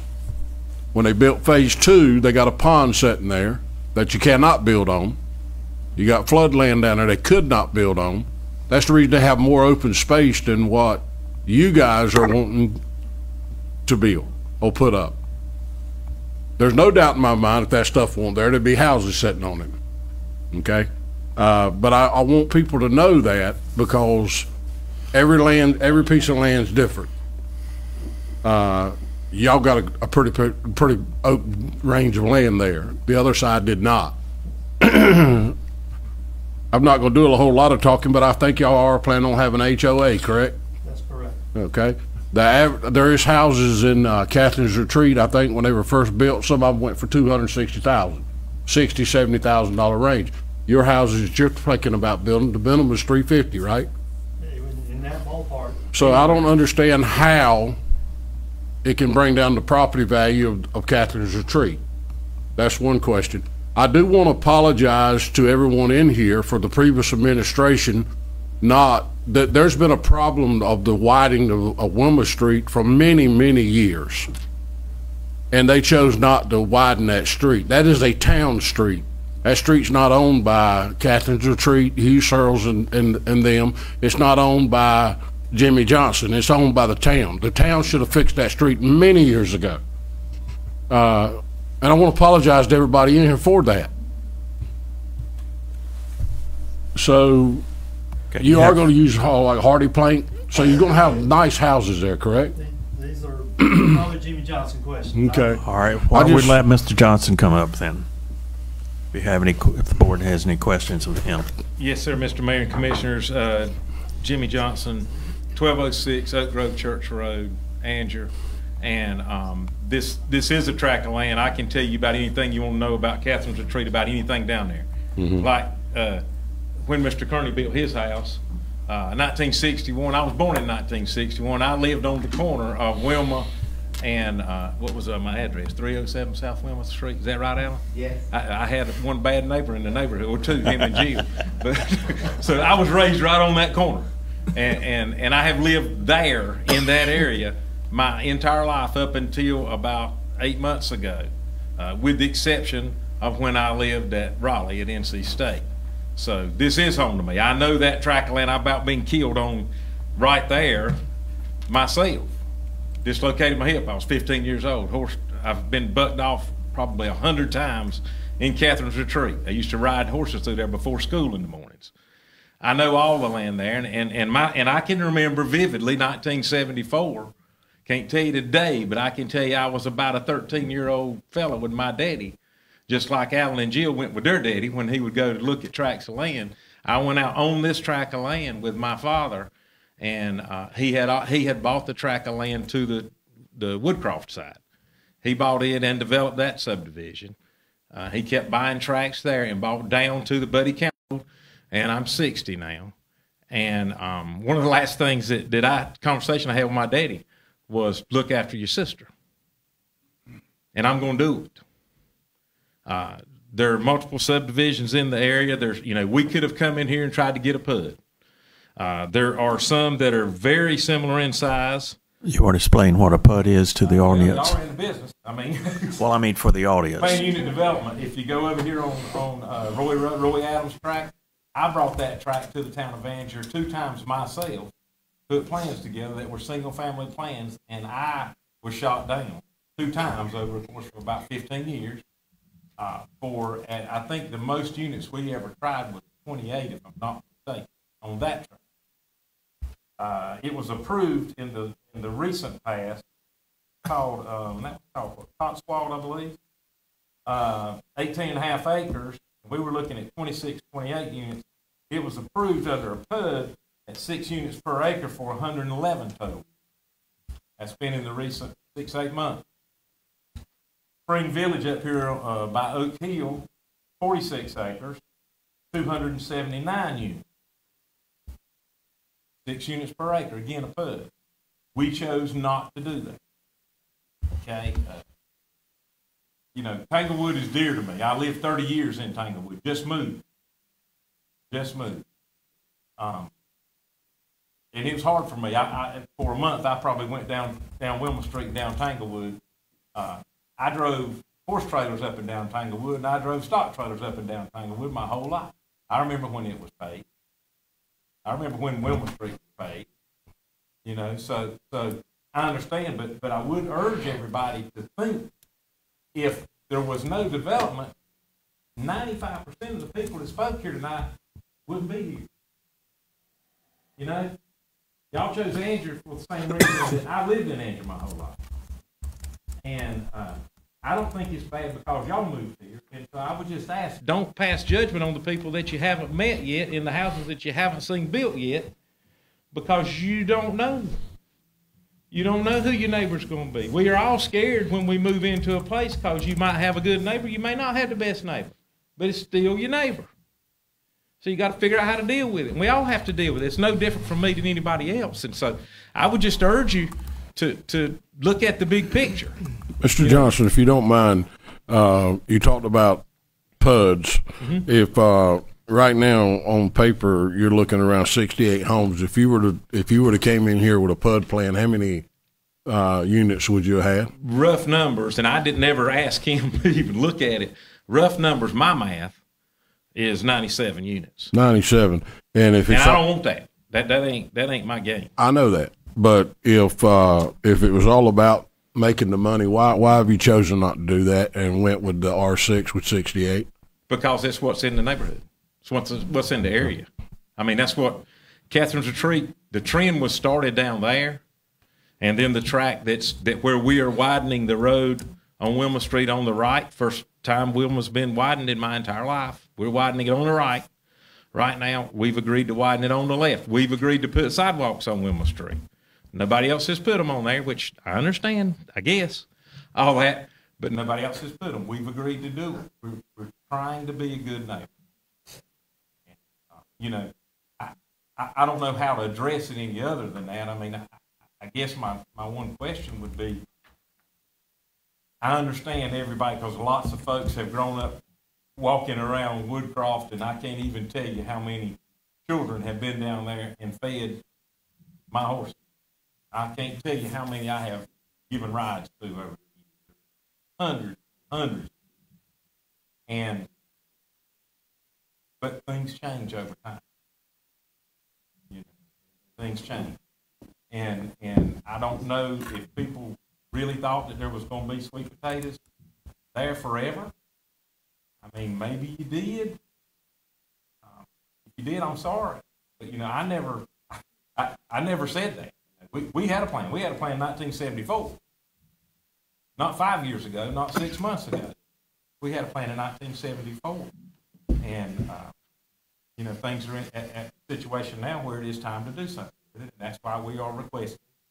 You know, we've agreed to the conditions, and Sean can tell you I'm not the easiest one to get along with when it comes to putting conditions on zoning, because I sat on that board, as y'all know, for 12 years. And, you know, conditional zoning is tough, real tough. Y'all think it's tough on you, it's just about impossible on developers, because you're out here in the dark. You don't know anything. If you've got just straight zoning, you can deal with the restrictions, and you put your whatever you're going to do, you put it together with that, with whatever is permitted. You start, like he says, you start with a plan, and usually the plan gets kind of adjusted backwards the deeper you get in it. You know, I don't know if that's the case. We have said we think we can probably come up with a little more open space if that makes a difference. You know, I don't know if it's going to change anybody's life. It's not going to really change anything, but if that makes y'all feel better, we will. You know, I think, what did you say you could probably go to? 14 or 15% open space, if that makes the people feel better. I mean, you know, we're willing to do that. But as far as the tract of land is a good tract of land, and that's why the percentages kicked out good on it. That's why the other one kicked out good. I mean, it's just the way the development world is. I'm sorry. Okay. Any further questions? The lot sizes for reference, the lot sizes are exactly what's at Catherine's Retreat. There's no difference. There's no difference. Any questions from the board for Mr. Johnson? Mr. Johnson, I'm gonna say this, and that's gonna be it for me. I chose to run for commissioner in town because I seen the way some things had been run in the previous administration and previous board members and stuff. Not saying I'll ever run again, probably won't. But I see things that's happening. You're exactly right. You got a beautiful subdivision. Catherine's Retreat is absolutely beautiful. But there's things that was done at Catherine's Retreat, and there's things that wasn't done that we're trying to make this man do. And I want you're the ones that's moved into this town in the last few years and so forth, to know that. I think the truth should be known. He is willing to put sidewalks down on his side. It's not done on Campbell Street on Catherine's Retreat side. I don't know why. I do know why. There's no need to talk about it tonight. He's willing to widen the road. I just think that's the reason I ran, to try to keep things fair, and I just don't see that happening. Just because someone is assumed to have money, you shouldn't throw it on their back. As far as I'm concerned, he should not have to widen the road. The town of Andrews should have to widen that road from one end of Wilma to the other. If he widens that first, his part, then from Marshall Price's old house on the corner to where he stops at, who's going to widen that? Why should Mr. Johnson have to pay to widen that little portion in front of his when it wasn't done on Campbell Street? I think the people should know this. And that's what I'm up here for, is to let you know that. Thank you, Mr. Commissioner, but we have agreed to do it down Wilma, and we will do what we say we're gonna do. Don't have any problem. Any other questions of the developer? I don't have a question, but obviously we're going to speak about it, so I'm going to just go ahead and do it right now. Well, do you want to close the public hearing first? Yeah, let's, okay. Do we need to read the conditions into the hearing or public record? I mean, before you vote on it, yes. If you want Okay. to include those conditions as conditional zoning, yes. But you can discuss it without reading those at this point. Okay, all right. Alan? Well, let's close the public hearing. Anything else?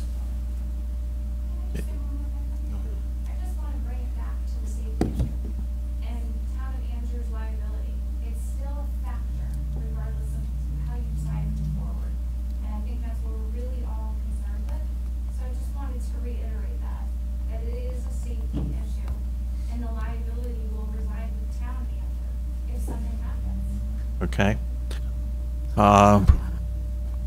Okay, I won't respond to that. Any further, anything? I think we've already had time for everyone to testify, so I'm going to close the public hearing. Is the discussion among the board members? Yes. Yes, go ahead. First of all, this is my district. And yes, I live on the street. And I hear and share all of their concerns.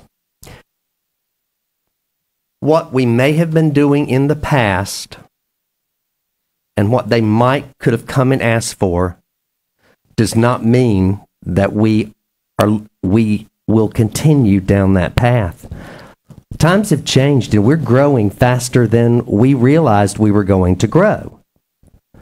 So what they are coming to us and asking for now, we have to look at differently than we did a year, 2 years ago. It is different. So I'm not going to sit here and compare a PUD to what you can and can't do here now. I don't think I could preach myself about Wilma Street and its narrowness and the dangers. That is not what this is about. I'm thrilled that we are seeing developers requiring them or them widening streets. We are all requiring sidewalks and curb and gutters and streetlights now everywhere. It's not something we just started doing in the last year. But the street issue, I stand with you. My fellow commissioners, town people, we have got to do something. Because at the rate, and I know I'm not talking about this rezoning right now, but it is part of it as to about what we're about to do. Because those trucks are going to keep coming in and out of there for the next 4 years. And we cannot sit here and wait for a government grant to finish out the sidewalks and the lamppost. We have got to widen this street.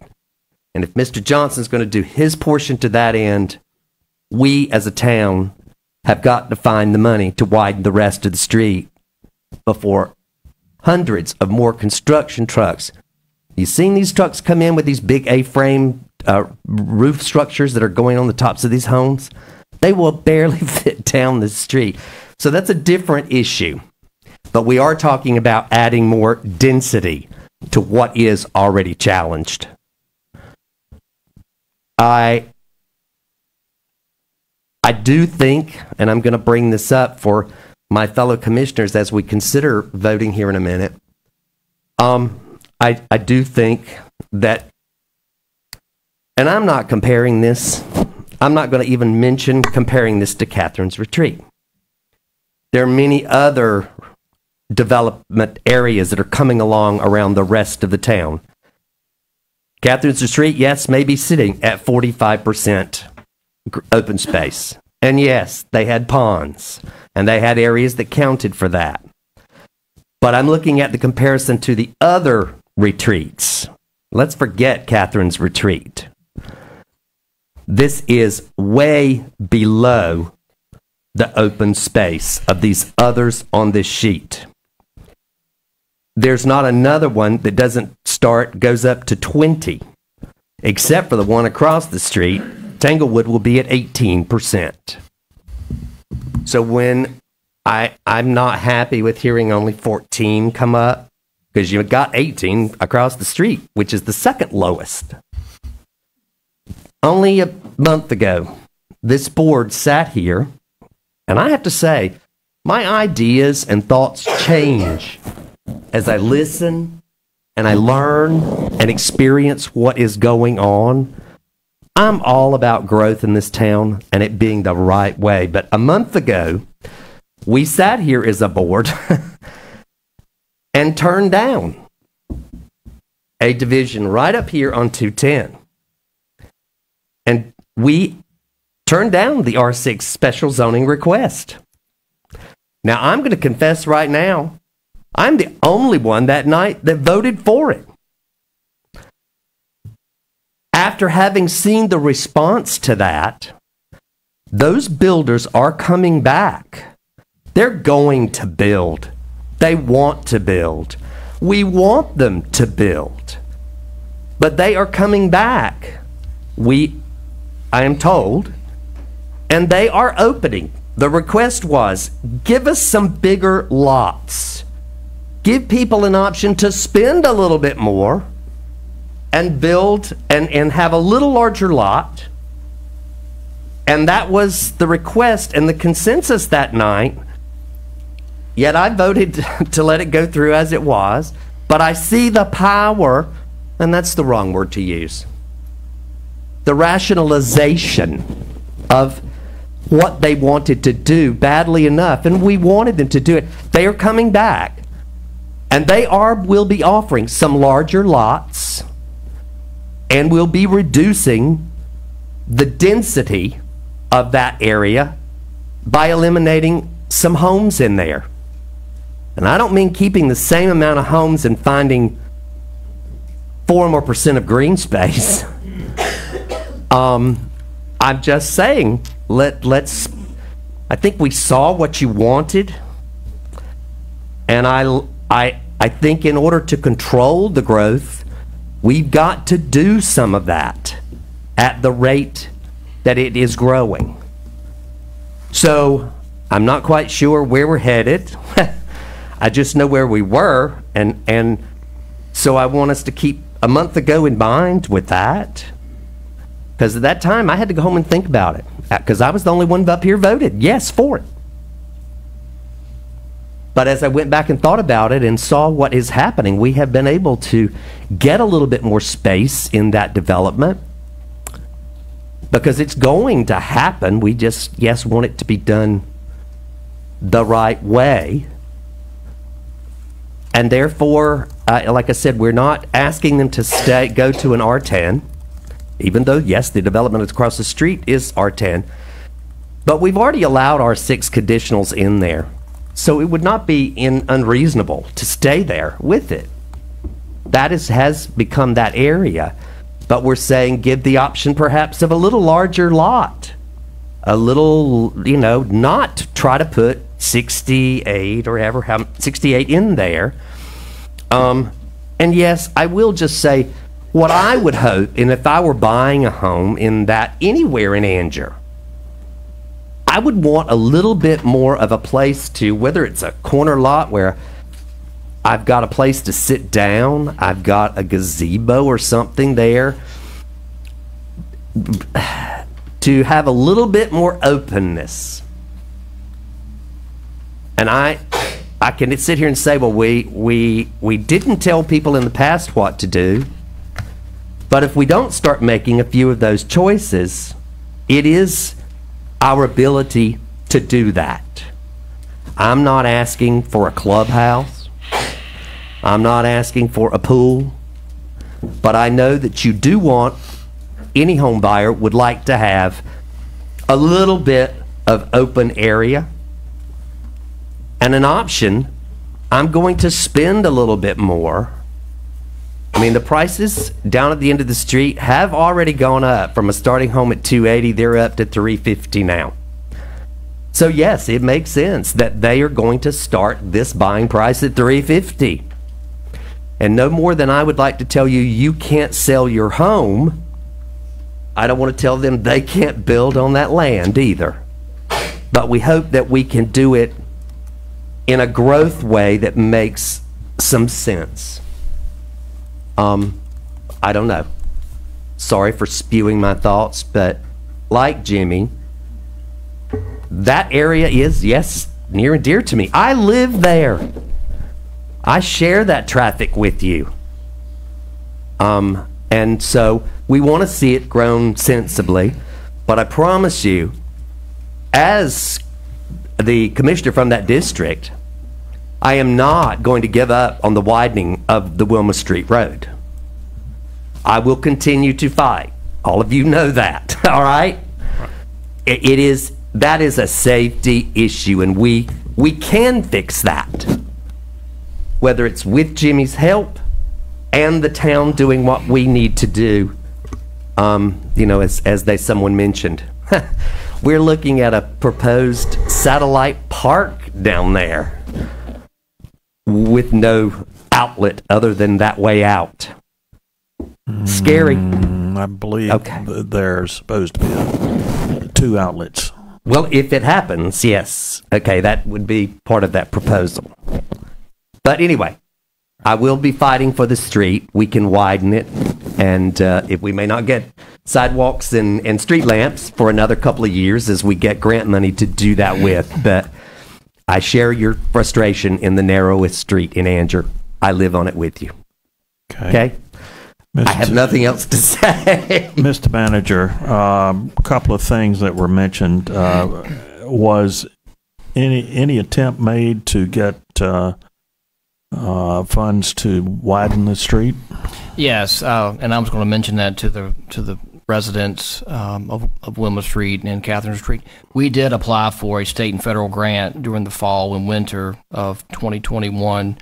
Very competitive grants. I believe the grant total was $1.5 million, and our scoring was low compared to Holly Springs and Fuquay and Cary.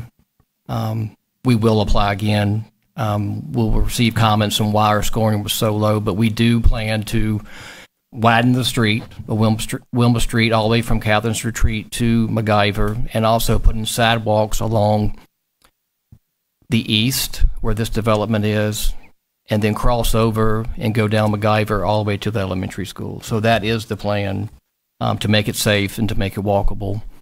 So there was also concern about water pressure. Yes, so the water pressure we've had on our list since I've been here for 3 years, and we were very fortunate to receive $10.4 million from the General Assembly.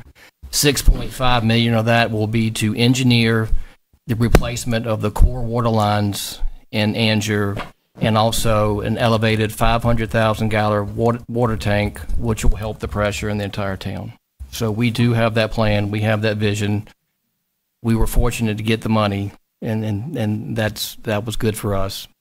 I do have this, and I tell my board, I've got this whiteboard. It's very large and tall, and it's got every project that this board wants to see happen. And the total list reaches about $42 million, but only have $12 million in revenue. So I've got a $30 million gap. So the board, every year at their retreat and at budget work sessions, makes their priorities known and what we can afford for that year, and then put it on the list for the next year. So we know Wilma Street is a narrow street, and so there are plans in the mix for that. Okay. Let me, there are proposed conditions for the R6, CZR6, and let me read those into the record as a starting place and for the benefit of the audience. Number 1, the parcel in question shall only be developed with single-family residential lots. Number 2, there should be no more than 70 total lots in the parcel in question. Minimum size of 6,000 square feet. minimum building setbacks shall be as required in the R6 district. The minimum lot width shall be 50 feet at the front setback. There should be a 30-inch valley curb and gutter and 5-foot wide sidewalk on both sides of each proposed street in this proposed subdivision. There should be a 30-inch valley curb and gutter on and a 5-foot wide sidewalk installed in the right-of-way along the existing streets adjacent to the subdivision. That's South Wilma and Campbell, which stub to the adjacent properties. Lastly, asphalt shall be installed in order to widen South Wilma and Campbell Street adjacent to the proposed subdivision. When complete, this widening shall measure 14.5 feet from the center line of the existing street back to the back of the proposed curb. All right, the commissioners have anything else? I did have one other question that I was also asked, and I'm sorry for asking it several times over and over again. With this, where this subdivision, there's a single-family home on the other side, and then we have Crest of Camille neighbors butting in the back. Does this include any kind of berming or screening or anything for those people that live in those homes? Sean, you want to answer that? We brought this up several times in the last several R6 conversions or requests, so I'm quite curious here to ask for the single-family homes that are still on the outer perimeter and then that wrap around to Crest of Camille. I think we've been, requesting screening, whether it's berm and plantation. Is there any kind of 15-foot, I think is what we've been doing in these, just questioning? Yes, sir. 15-foot IP buffer, typically subdivisions, but it's not required. Typically, single-family residential. Right. Right. Which we have done on quite a few for those people that are living. There again, it's not only just for the person that may be sitting in those homes abutting up to it. I look ahead to those people that are buying those homes. I don't know whether there'll be a back patio area on these homes or a small screened-in porch, but there again, I know that a home buyer doesn't want to sit there and look at the house next door for its privacy, if there can be some of that nature. So I know we just did this again only last week, I think, in a request that they do that kind of screening to an individual property that butts up to it.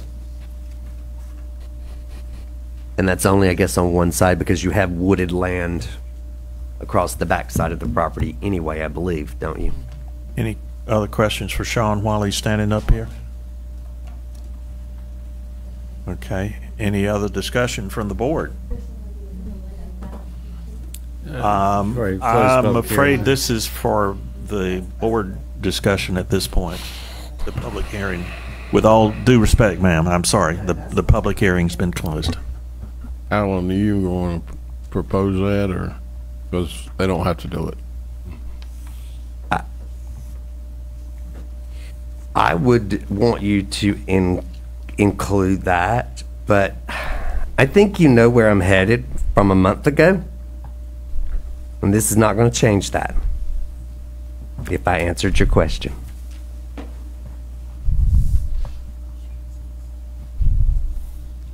So, Sean, what would the standard buffer in R6 be?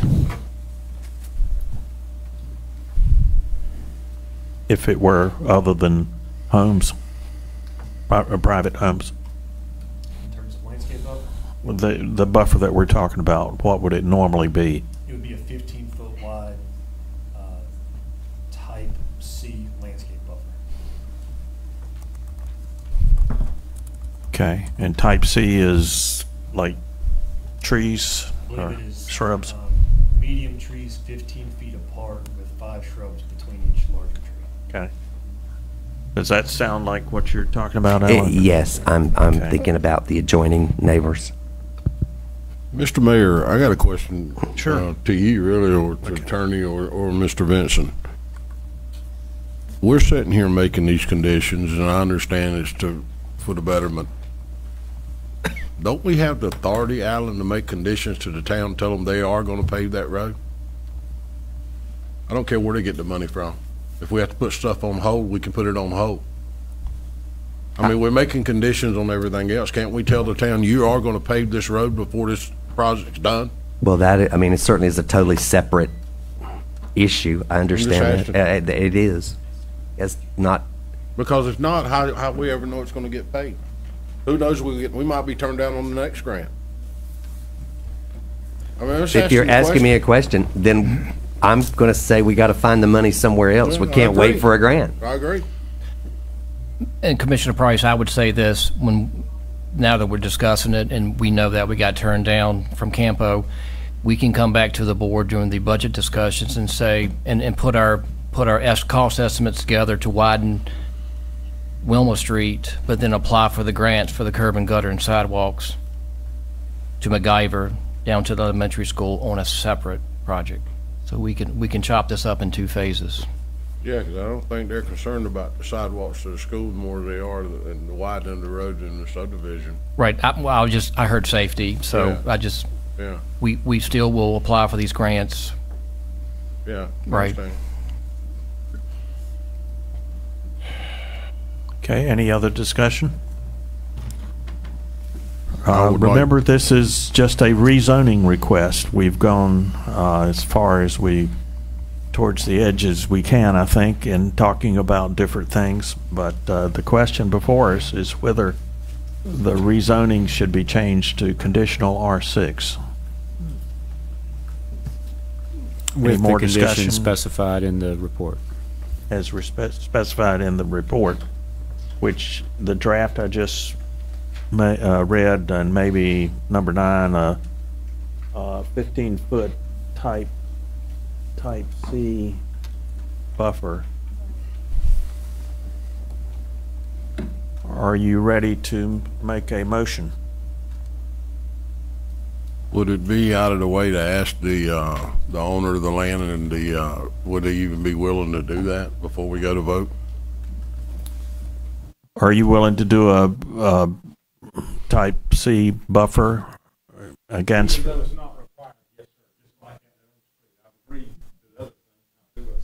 Okay.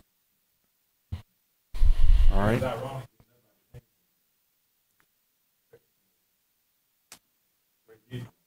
Okay.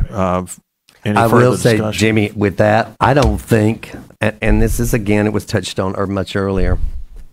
I don't know how much notification they were really given. The sign didn't go up until Friday. It didn't go up on the other property across the street at all. And the letters that were mailed, I feel badly for those people. They all went, because it takes time for records to change hands if the county as to who owns. And I think the majority, is there anyone in this room that received a letter from the town? I mean, we had to be in a abutting property. You had to join it. You had to abut to it. So did we get one over there? So you did receive a notice of the rezoning for that across the street. I think I'm told, and I checked, the letters were sent, the majority, but the problem is they all went to the builders, not to you, because according to county records, it takes a time for that stuff to change hands. So, and it was also published. It was properly noticed by being published in the paper. Yes, we all know how archaic that is. It's a requirement we do it, but I don't think anybody in this room reads the daily record. So I'm not using that as an excuse, but we will be better about these signs getting up in time, and I don't mean 3 days before a meeting. Okay?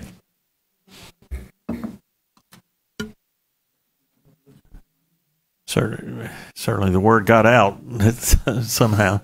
Okay. Anything further from the board?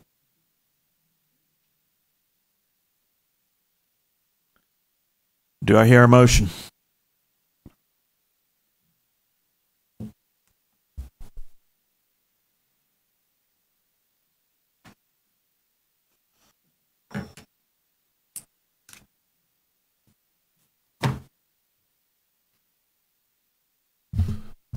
Yeah, I make a motion that we approve the rezoning with the conditions that the owner has agreed to do and all that he's been asked to do. And if there's any more conditioning, then now's the time to do it. But he's been asked to do every one of these, right, Sean? And the one that was added tonight. And he's agreed to do every one of them. All right. Further discussion on the motion? The motion that we're doing, thank you, Junior, is going to be that.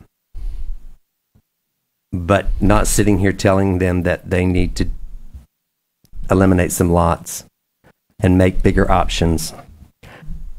I'm just saying I'm going to be following suit as to what happened a month ago. Well, so we denied it that night just because Sean asked in the question, what will it take for you to approve it in conditional? And the response was, cut down on the number of homes and give some options of some larger spaces. So it would certainly be more efficient if we could go ahead and put that into the approval instead of having to hear it again or deal with it again. Well, Mr. Coates, other than that, I mean, let me ask you a question. On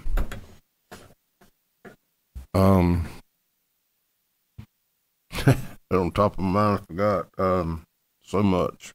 Give me a second. I can remove the motion if you want to.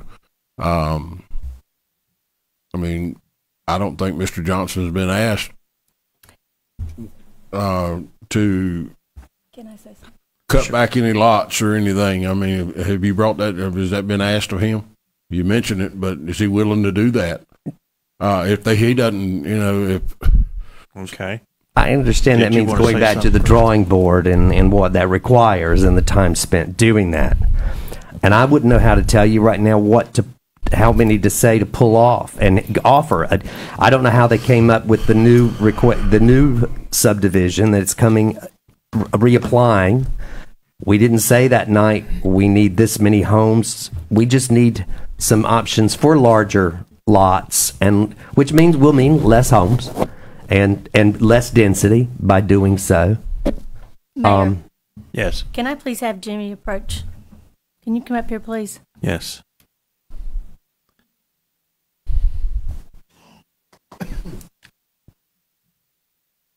Jimmy, I don't beat around the bush, so I'm just going to ask you, is there any way that you can get more, bigger lots, one or two bigger lots out there? We mean one or two bigger lots. All the lots are not 6,000 feet. That's what I mean. The tract of land dictates what's there, guys. Right. I mean, Is there any? Let me ask y'all this. Okay. Is one lot less than 70 any different? Is two lots less than 70 any different? I mean, I agree with you, Jimmy. It's not. So are two going to do it? No, that's not what we asked before. Well, I'm just trying to open up the dialogue. I understand. I understand. You're right, Jimmy. It's not. I mean, I don't know for sure, quite honestly, and Mike probably knows better than I do. We really don't know at this time that there's going to be 68. That's what we think. There may be 67. Mm-hmm. We don't know. You can only do what the land will give you when they actually lay it on the ground. Right. So that's not there's a little bit of ambiguity always. To an extent. No matter where it is. Mm-hmm. But, that's why if we work with the max, if we see that some of the lots are too tight, we're going to change it. You have to. In order for it to work. If the house won't fit on it. Exactly. You can't do the lot, It's just kind of common sense stuff. Again, as a matter of procedure, Mr. Attorney, we are just before us is just rezoning, right?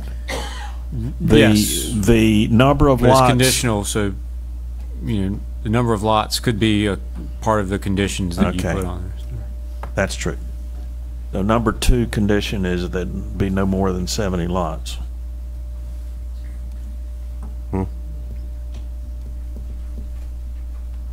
And I have agreed to the additional buffer as Mr. Coates has requested. I mean, that's, Right. you know, it's, we'll do what we need to do. And we thank you for doing that. Within reason. I mean, you know, we want to be a good neighbor. I mean, Okay. I got more years down there than anybody in this room. I think we have two. And I will have more years than anybody in this room. I can tell you that. I think we Unless have. people get to be real old. I think we have two options. One is to modify the conditions at this point to change the R6 lots and add some larger lots. Or we have had the hearing. We could delay this until the next meeting to make the final decision and have Mr. Johnson negotiate with Sean. And so what do you guys want to do? Well, Mr. Mayor, I would like to, I see the notes here, I can't tell you what that condition was. The 15-foot buffer. Okay. I like, again, make the motion that we approve the rezoning with the additional buffer that Commissioner Coates has asked for, that we all agree on. That's it. Okay. Mr. Mayor? Yes. Doing some counting. The subdivision map in front of you does not have only 6,000 square foot lots. I just want to make that clear. By my quick count, this map that Mike drew up for us has 7 lots over 10,000 square feet and 22 lots between 8 and 10,000 square feet, well above the minimum of 6,000. So there is a range of lot sizes proposed as is, and then that again is of course based on physical property constraints. Maybe 40. And it could be more. Okay, you have the motion and the conditions proposed before you. Are you okay with the conditions? Want to suggest an amendment to any of the commission's conditions? Yes, could we, he at least offered 14, you thought you could get it up to 14% open space? I can do that, but I will tell you that those 10,000 square foot lots won't be 10,000 square feet. That space has to come out of the lots because that's where it is. And the land is finite. We've used the roadway and the lots and the open space, total the whole thing. To get more open space, it will have to come out of the lots. So there may not be, lots for 10 or 11 or, I mean, it will have to shave off those to get the additional open space. So, Gotcha. One or the bigger other. lots and Yeah. less open space, or more open space and smaller lots.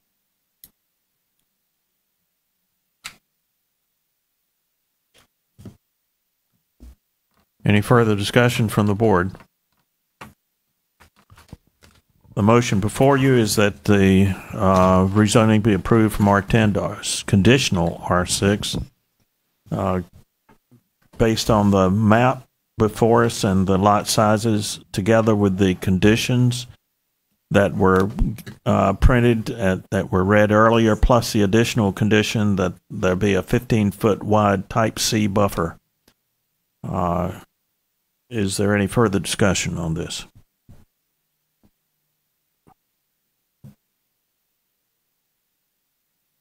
If not, all in favor of the motion as stated, please raise your right hand.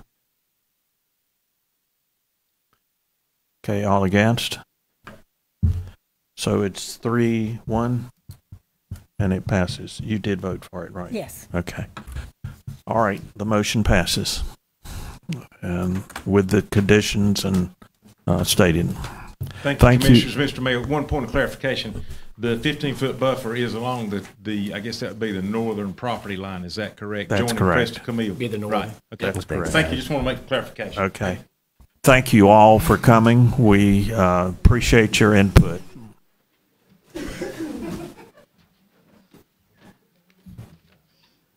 Mayor, you want to do like a 2-minute recess?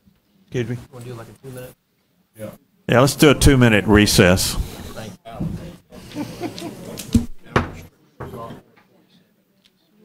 You just said all they're gonna do is press the wheel. Adjoining. Just press the wheel, backside of, nothing down, nothing.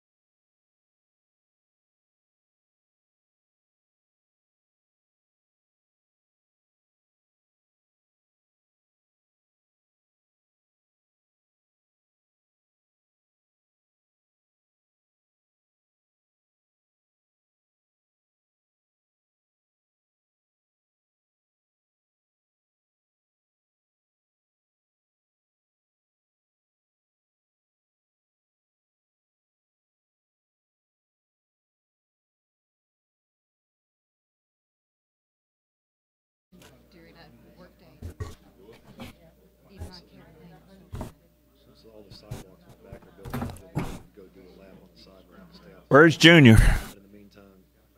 Junior. We need you.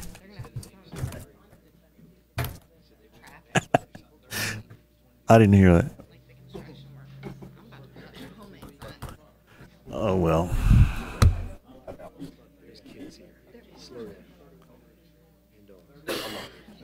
Okay, the next item is new business, the budget work schedule. You want to talk about that, Mr. Manager?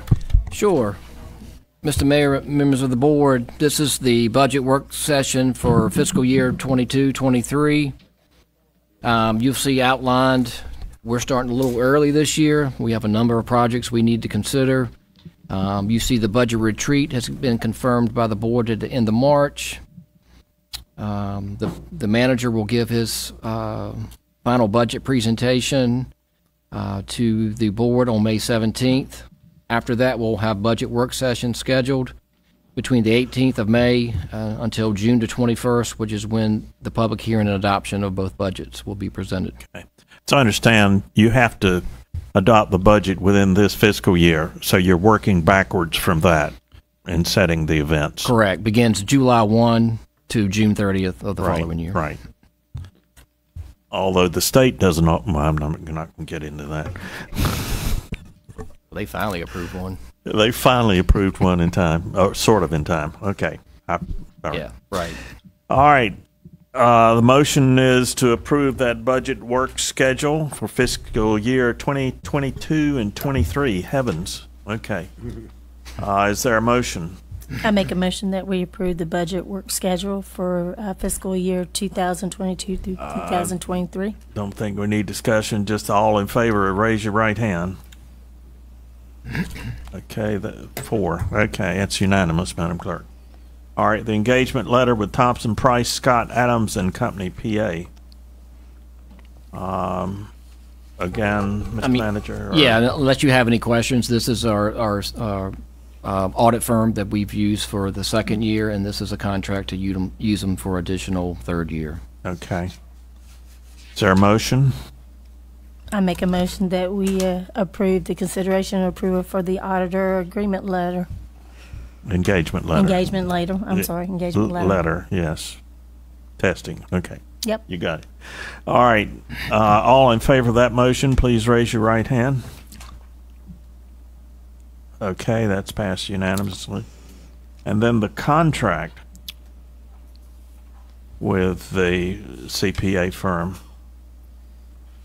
Anything further on that? No, I mean, with the approval of number 2, then number 3 would be the contract by the same company. And that's similar to the first and second year contract? That'll be to do our audit services for next fiscal year. I understand, but yes. the content's similar to yes, the prior that's correct. two contracts? That's correct. Okay. Is there a motion on that? I make a motion that we go with that contract, and I trust our town manager and our lawyer.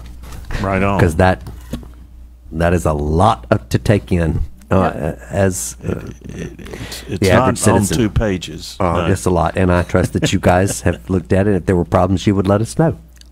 Okay. And let the record show the attorney shook his head in the affirmative. All right. Okay. Is there a motion to approve the contract with the auditor? I make a motion that we approve the contract for the auditor. All in favor of that, please raise your right hand. Okay, I take it. Did you vote yes? Okay, it's unanimous on that. This is housework that we have to go through. All right, budget amendment number 10. Hans, do you need to come forward to talk about that? Yeah, Hans, I'm not doing this one for you. Uh-oh.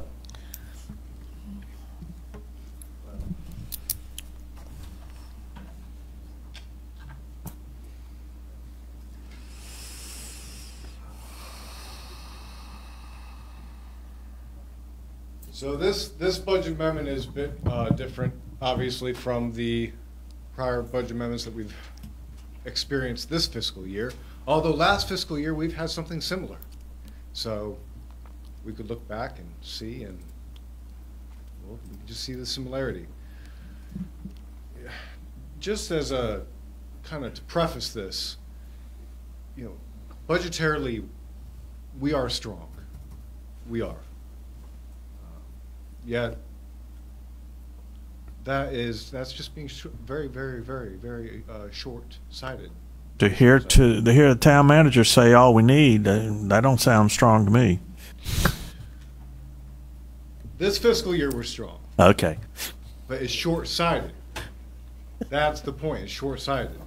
See, in the long run, we have a lot of projects, a lot of projects going on, and we have a 30 million, as Mr. Vincent, our town manager, had said, and it's very true, a $30 million gap that we need to be budgeting for as the fiscal years progress, naturally. So understanding that, this budget amendment, it basically portrays that, we are continuously assessing our budget. We're looking into the future. We always are, always. That's what we're hired to do. We do it, stare at numbers all day. And just we're looking into the future for our constituents. So we've proven that we've taken action. So on our current and future projects, and it's for our growing base of constituents. These projects are in dire need. Obviously, we can tell.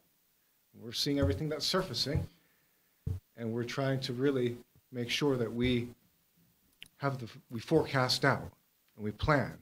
Of course, that's what the budget retreat's about. So this budget amendment, it pertains to the general fund, the water sewer fund, Powell bill fund, the general capital reserve fund, municipal building fund, and the booster club fund. A lot going on. But I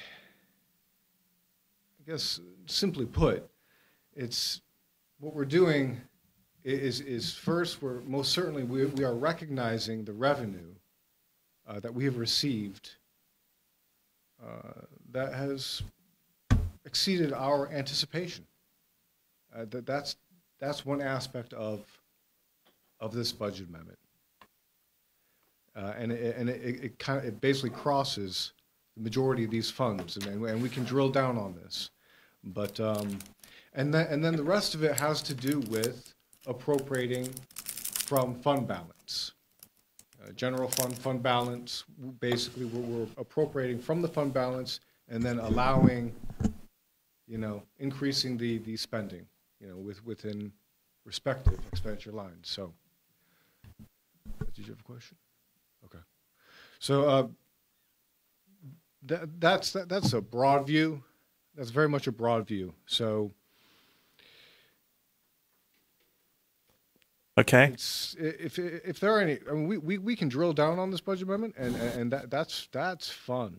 That's definitely fun. Or if there are questions on how this budget amendment, how it works and whatnot, well, we can always discuss this. I don't recall us doing budget amendments this frequently in the past, and the point of this is to maintain transparency and to be sure that we are accounting for all the changes that are happening during the year. Is that fair, Mr. Manager? That is fair, and I would say this fiscal year has been the busiest with the most added projects not being funded by the current budget. So there's been a number of projects that we've added with the depot, the decking, the railing. The water line broke July 1, our beginning of our fiscal year. So there's been a lot going on this fiscal year. Okay. Which is indicative of this. All right. Budget amendment. Budget amendment number 10. Is there a motion?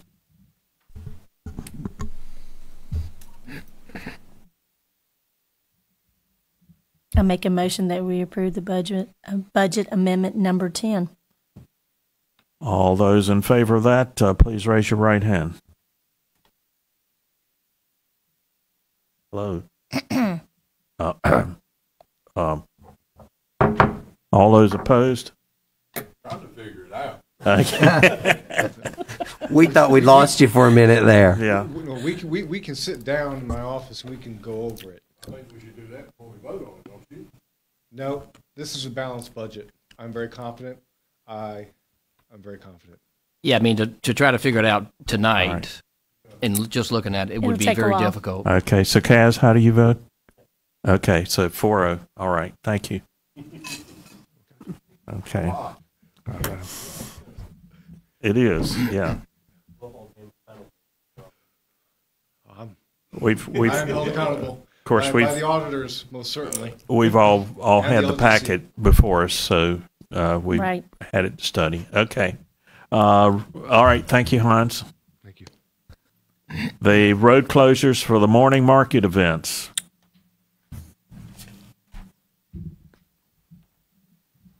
Every time I look around, I see you on the internet. You're really every place. Good. Yes, indeed. I'm glad to hear that. Thank you.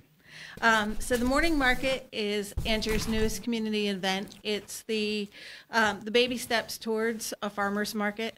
You know, we there's the saying, if you build it, they will come. And when Yes. it comes to a farmer's market, you have to build a cohort of really strong farmers to fill your market. So that's what we're doing with the morning market. One instance of that was a baseball stadium, though. Yes. Or field, yeah. Okay. Right. Well, this is going to be in grass for a couple of years until we get the farmers market built in the future. So the road closures are, I've been here for almost a year now. And since I started, we've been working on road closures and trying to standardize that with Public Works and the police department. And we've come to the conclusion that we'll need a large event, a medium event, a small event, a morning market event, and a parade route. And what this does is it scales the type of event, and it also changes the amount of roads needed to be closed and allows for more parking in different situations. So the morning market, we're going to be using the grassed area, and some of the vendors will be acting like a trunk or treat, so they'll be parked closer to their tents, back the stuff up, and be able to serve the people on the road that we have closed. We'll also be utilizing the Depot Square area and along North Broad Street, but that will change from month to month based on what our community partners are. So we'll be doing a vendor stroll. We have 80 vendors coming in March. We'll have that in June, September, and December. And then we're going to have the street cleanup that we had last year. We'll have that on the April and the November event for the spring litter sweep and the fall litter sweep with Harnett, Keep Harnett Beautiful. So and then at that point, veggies will start, and we'll start seeing more true farmer market vendors, along with people who are selling goods like sauces and jellies and bread. So this layout here is on the back of the paper that I gave to you, and it has the dates of the market. It's the third Saturday of every month except for April, because we're avoiding the Easter weekend, and there's 5 Saturdays in April, so it gives us some space. And then this is the layout. It'll be Lillington Street behind the caboose, which we found adds a level of safety, and then the South Broad Street area, so we can utilize the grassed areas that the town owns, and then work with Mr. Coates on the other part. Okay, so this is just the for the morning market events. Have we previously approved the templates for the other No, events? they're coming as they come. Part of it is we're working with like Andrew Bike Fest. They have their road layout, which is our large event. We have Crepe Myrtle, which is more of the next stage down, and then sometimes we close off just the one block, which we did in December. That would be the small one. And then of course for our concerts, we won't close the roads, we'll just close the Depot Square and have the concert and everything kind of contained in that space. Okay, so this is just a temporary thing until we get the full, everything, all the different closure templates, or how does this fit in with the other? We're doing this one for the morning market for the whole entire year, thinking ahead, and then the other ones, depending on who our community partners they'll ask for those other templates. Yeah, as we go. As we go. Okay, so yeah, so that will just merge right into the other discussion, I take it. Yeah, so we'll be talking about events and some of the stuff during the board retreat coming up as well. But Okay. I wanted to kind of let you know that this is just one of the layouts. And this is actually the least amount of road closure that, we could do for something this scale. All right. Okay, is there a motion? I make a motion that we approve the morning market dates for road closures in 2022. Discussion? Nope. I think If not, all in favor, raise your right hand. Okay, that appears to be everybody. All right, thank you.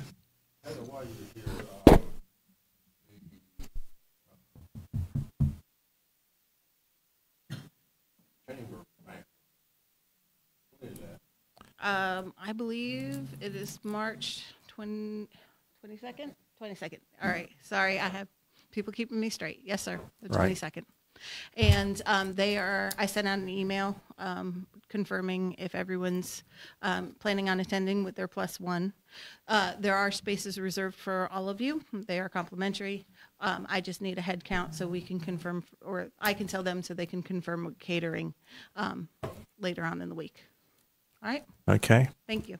With that quick question, I'm assuming that we will not be even attempting any kind of Board of Adjustment meeting for that night, should it even come up. Nothing on the schedule as of yet. Well, with everybody absent, oh, okay. Anything else? All right. Thank you. I think we're good. Thanks, Heather. Okay, the next item is the decision of the board to direct the clerk to investigate the sufficiency of the petition submitted by the William Coy Rogers heirs for 15.62 acres at 9405 Kennebec Road in Willow Spring. That area right in there is that service station. It says it's in Willow Spring. I guess that's for the purposes of mail. But anyway, they're wanting to come to Anger. So we need to direct the clerk to investigate the sufficiency of the petition. Is there such a motion? Yes, I make a motion that we let the clerk Mr. handle that Coates for us. made that motion. Okay. Since this is pretty much process. All in favor, Yes. raise your right hand. Okay, that passes unanimously. Like I say, this is a procedural sort of thing. Okay. All right. Old business. Resolution authorizing the application for approval of a financing agreement pursuant to the North Carolina General Statutes, Chapter 160A and -20. Mr. Manager, you want to tell us about that? Yes, sir. It's General Statute 160A, Article 3, Section 20, for the town of Anger to seek authorization to file an application for the approval of interim and permanent financing to design and construct a new town hall and police department. Okay, the interim financing is entered into with a local bank to get us to the point that we know how much the final loan's going to be, which we then go with agriculture. I believe? Yes, so U.S. Department of Agriculture, USDA, the way they're set up is that they require you to get interim construction financing through a local bank, and then they lock it in at the third year. So our financing for town hall will be at 30 years. The first 2 years will be interim financing, hopefully with a local bank. We've been successful with First Bank, First Citizens, and Truist lately with a lot of our bids and proposals. Then after that, we'll lock it in for 28 years with USDA. Okay. Is there a motion to approve the resolution authorizing the application for approval of a financing agreement pursuant to NCGS 168-20?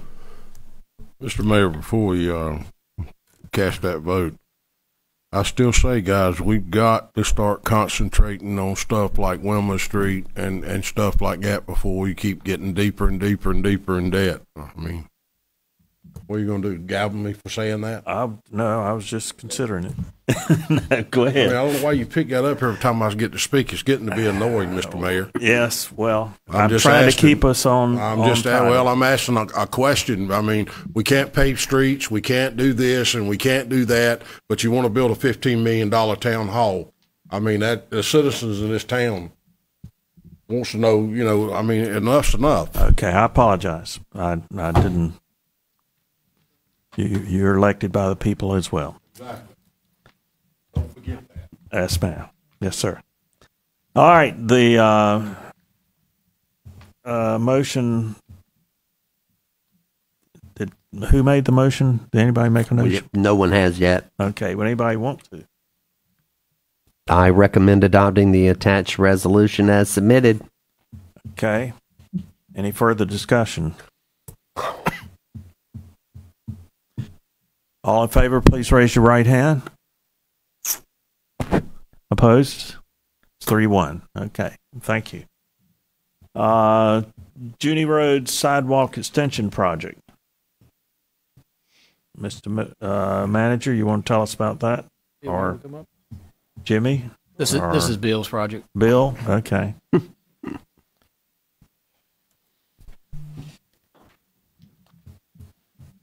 Evening, Mr. Mayor, Commissioners. This should be pretty straightforward. I guess I'll preface it by saying we do have Highway 210 under construction now, so that's a sight for sore eyes since, as we've said, that's the project started way back in 2016. We had a couple of years of NCDOT delays, budget reasons, but it's nice to see that under construction. Yes, it is. This was our next one. This is EB 6020. It's the Junie Road Sidewalk Project, basically Willis Street to Junie and tying out into Whetstone, and this will also pick up at Park and Williams and take us to 210. That's this project. As you know, these 80-20 locally administered projects can get in the weeds with NCDOT. This has taken time. We did finally receive when we selected. As you see in the report, we had 6 submittals. We selected Summit.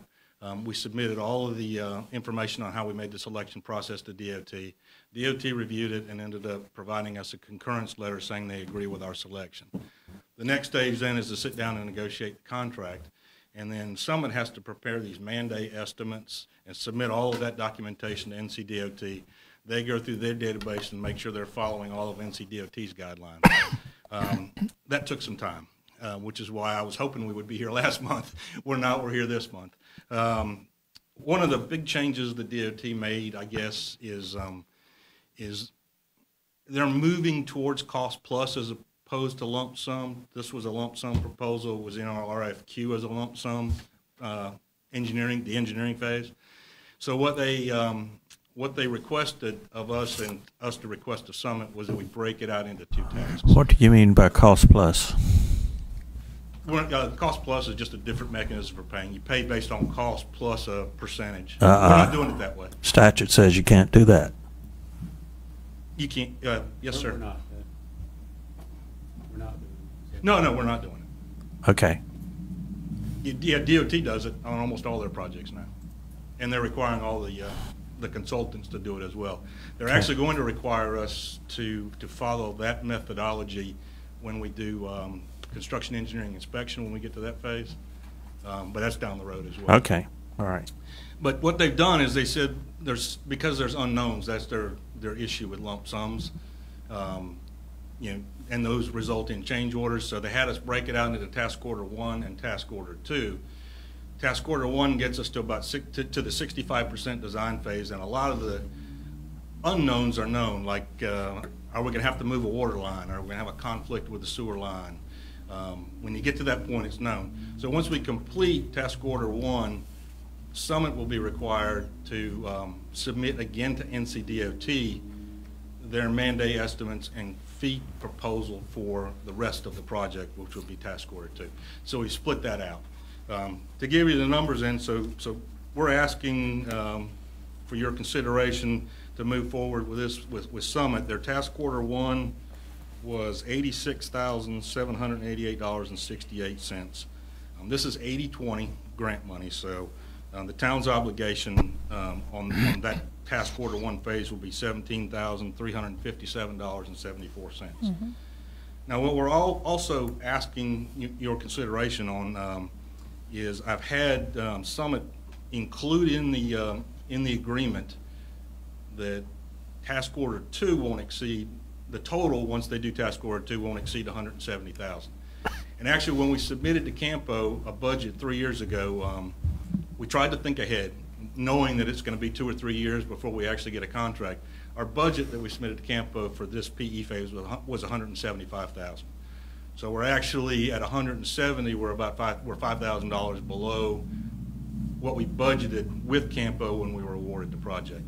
So what we're asking is, as long as task order 2, when we get to that months down the road, if we'll have to go through DOT, but for the board to allow the manager to execute task order 2 without having to come back to the council, as long as it does not exceed $170,000. And I guess one final, and hopefully you receive that, but there is one phase left. It's a kind of a rubber stamp phase, but the contract and the mandates from Summit, we received concurrence from DOT, but they have to have approval of their auditors. And it's in that pipeline right now, and so they asked me to request that if there's a motion to approve, it include language that conditional upon final approval by NCDOT's auditors. And I'll answer any questions if you have them. Any questions from the board? So your motion seeks approval of both phases of Summit Engineering fees for Jenny Road sidewalk extension. Is that correct? Yes, the approval of the task order 1 at the set amount, $86,788.68, and authorization for the manager to execute task order 2 as long as the total project cost does not exceed $170,000, okay. And that it be conditional upon final approval by NCDOT's auditors. All right. Bill, is this is this in line with, I know it's been taking a long time and I know costs have risen. Is this meeting close to what you expected to spend on this, or how bad is it against, a 2080 is one thing 3 years ago. 2080 today could be drastically different. I'm just asking, since I wasn't even part of this when it all started, how drastically has this changed? And I guess the money was budgeted to do this project, should it be approved. How far off are we from what we're looking at doing? The answer to your question is this phase, the engineering, the PE phase, we budgeted that 3 years ago at $175,000, and we're below that right now. Right. What you're asking is going to be when we get into construction. And quite honestly, that's unpredictable. I honestly couldn't tell you. So we'll know that when we get to the 65% phase, the end of this task order 1 that Summit's going to do, they'll be, part of that will be their engineer's opinion of cost. And, that's a tough thing for an engineer right now, is to do cost estimates because it's changing every day. But we'll have an idea when we finish task order 1. We'll have our first engineer's estimate based on their 65% design. And at that point in time, we'll see whether we're in the ballpark of what we estimated 3 years ago for construction or whether we're way over it. And also with that, then I'm just curious, how did you come up with this question mark of going ahead and letting the town manager execute this next portion if the fee does not exceed $170,000? How did you come up with this amount of money, this $170,000? $175,000 was the original budget, and the initial contract that from Summit that NCDOT rejected and said break this into 2 was $168,700 or $800. So this is still within the line of what you had planned to be the case. Right. Yes, sir. Okay. Just not having been on this from the beginning, I know we always question giving, the town manager authority to approve without coming to us. to ask how this was being done, but if it was already budgeted in part of the budget, that answers my question. Well, the ABC store gave me a $100,000 check. Hey, I'm paving Wilma Street. Get in line. Anytime we budget for something and our cost estimates come in over, we have to come back for you because we're over budget. Sure. Chief and Han, be sure he deposits that check in the right place. All right. It didn't have Jerry with a G on it, so you're good. Okay. Given his statement of the proposed motion, is there a motion to do that?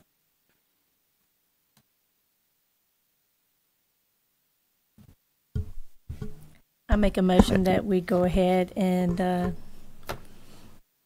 do the Junior Road Sidewalk Extension Project and give Jerry permission to proceed. With the Summit Engineering fees, Yes. phase 1, phase 2. Okay. All right. Contingent upon NCDOT audit. Contingent upon Exactly. NCDOT approval. Like I said, what he said. Whatever Okay. he said. All right. It's going to be finished along with the bypass, right? That's what you're saying.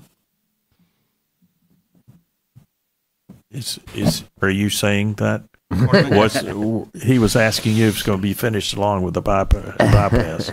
I hope sooner, but I hope so sooner. Yes. the way these LAP projects go, it's Okay, those are lap projects. Yeah. All right. All in favor of the motion, please raise your right hand. Kaz, okay. Oh, it's unanimous. Thank you. All right, thank you. That finishes all of our regular business. Let's see. Mr. Manager, you want to do a report and call upon your departments? For the sake of time, can we go ahead and, since we already have the reports in our packet, for the sake of time, go ahead and just let them go and just have the manager's report? Unless they, and I'm listening to what, they're in dire need. unless they have a highlight that they need to reiterate. I mean, because sometimes that's an important issue. I wrote it on paper, but I really wanted to take 1 second I was to tell you about this one important those thing. lines too. Yeah. Yep. And I don't have a report that's submitted since I don't have anything new to report because Right. I do send you guys the Friday news. Every Friday, yes. Other than, the board retreat, we're working on the agenda, Right. finalizing that. It will be on the 25th and 26th, and we're just getting the information together by staff. Okay. Any of y'all over there have a pressing need you want to present? I know I should have told you that earlier, so you anyway. Junior, what you got? The internet at the ballpark that me and you talked about, did you ever check on that? Yeah,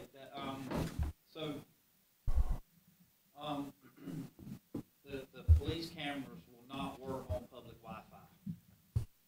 So it has to be on private Wi-Fi.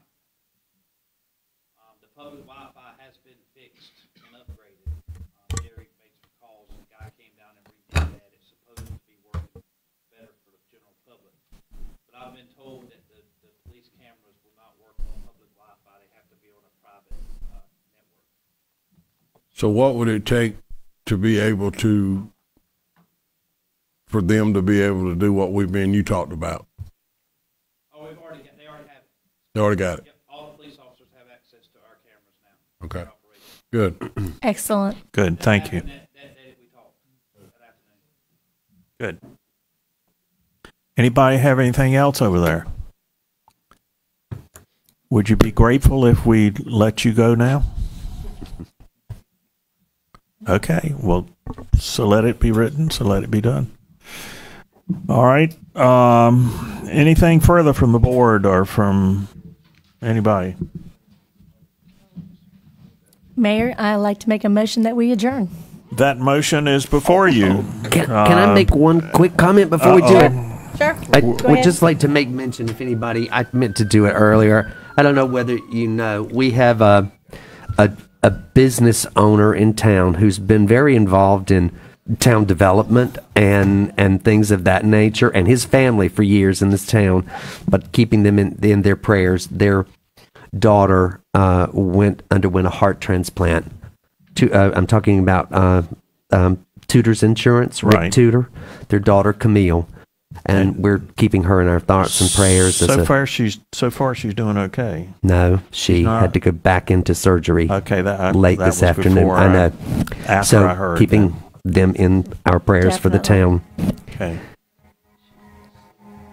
There goes our fire department. Incidentally, the fire department doesn't work for us. They're separate, just in case you want to know. All right, there's a motion to adjourn. Yes. Are you ready? I'll raise your hand. That's your left hand, Kaz. Okay, thank you. All right. So let it be done. Yes, she is.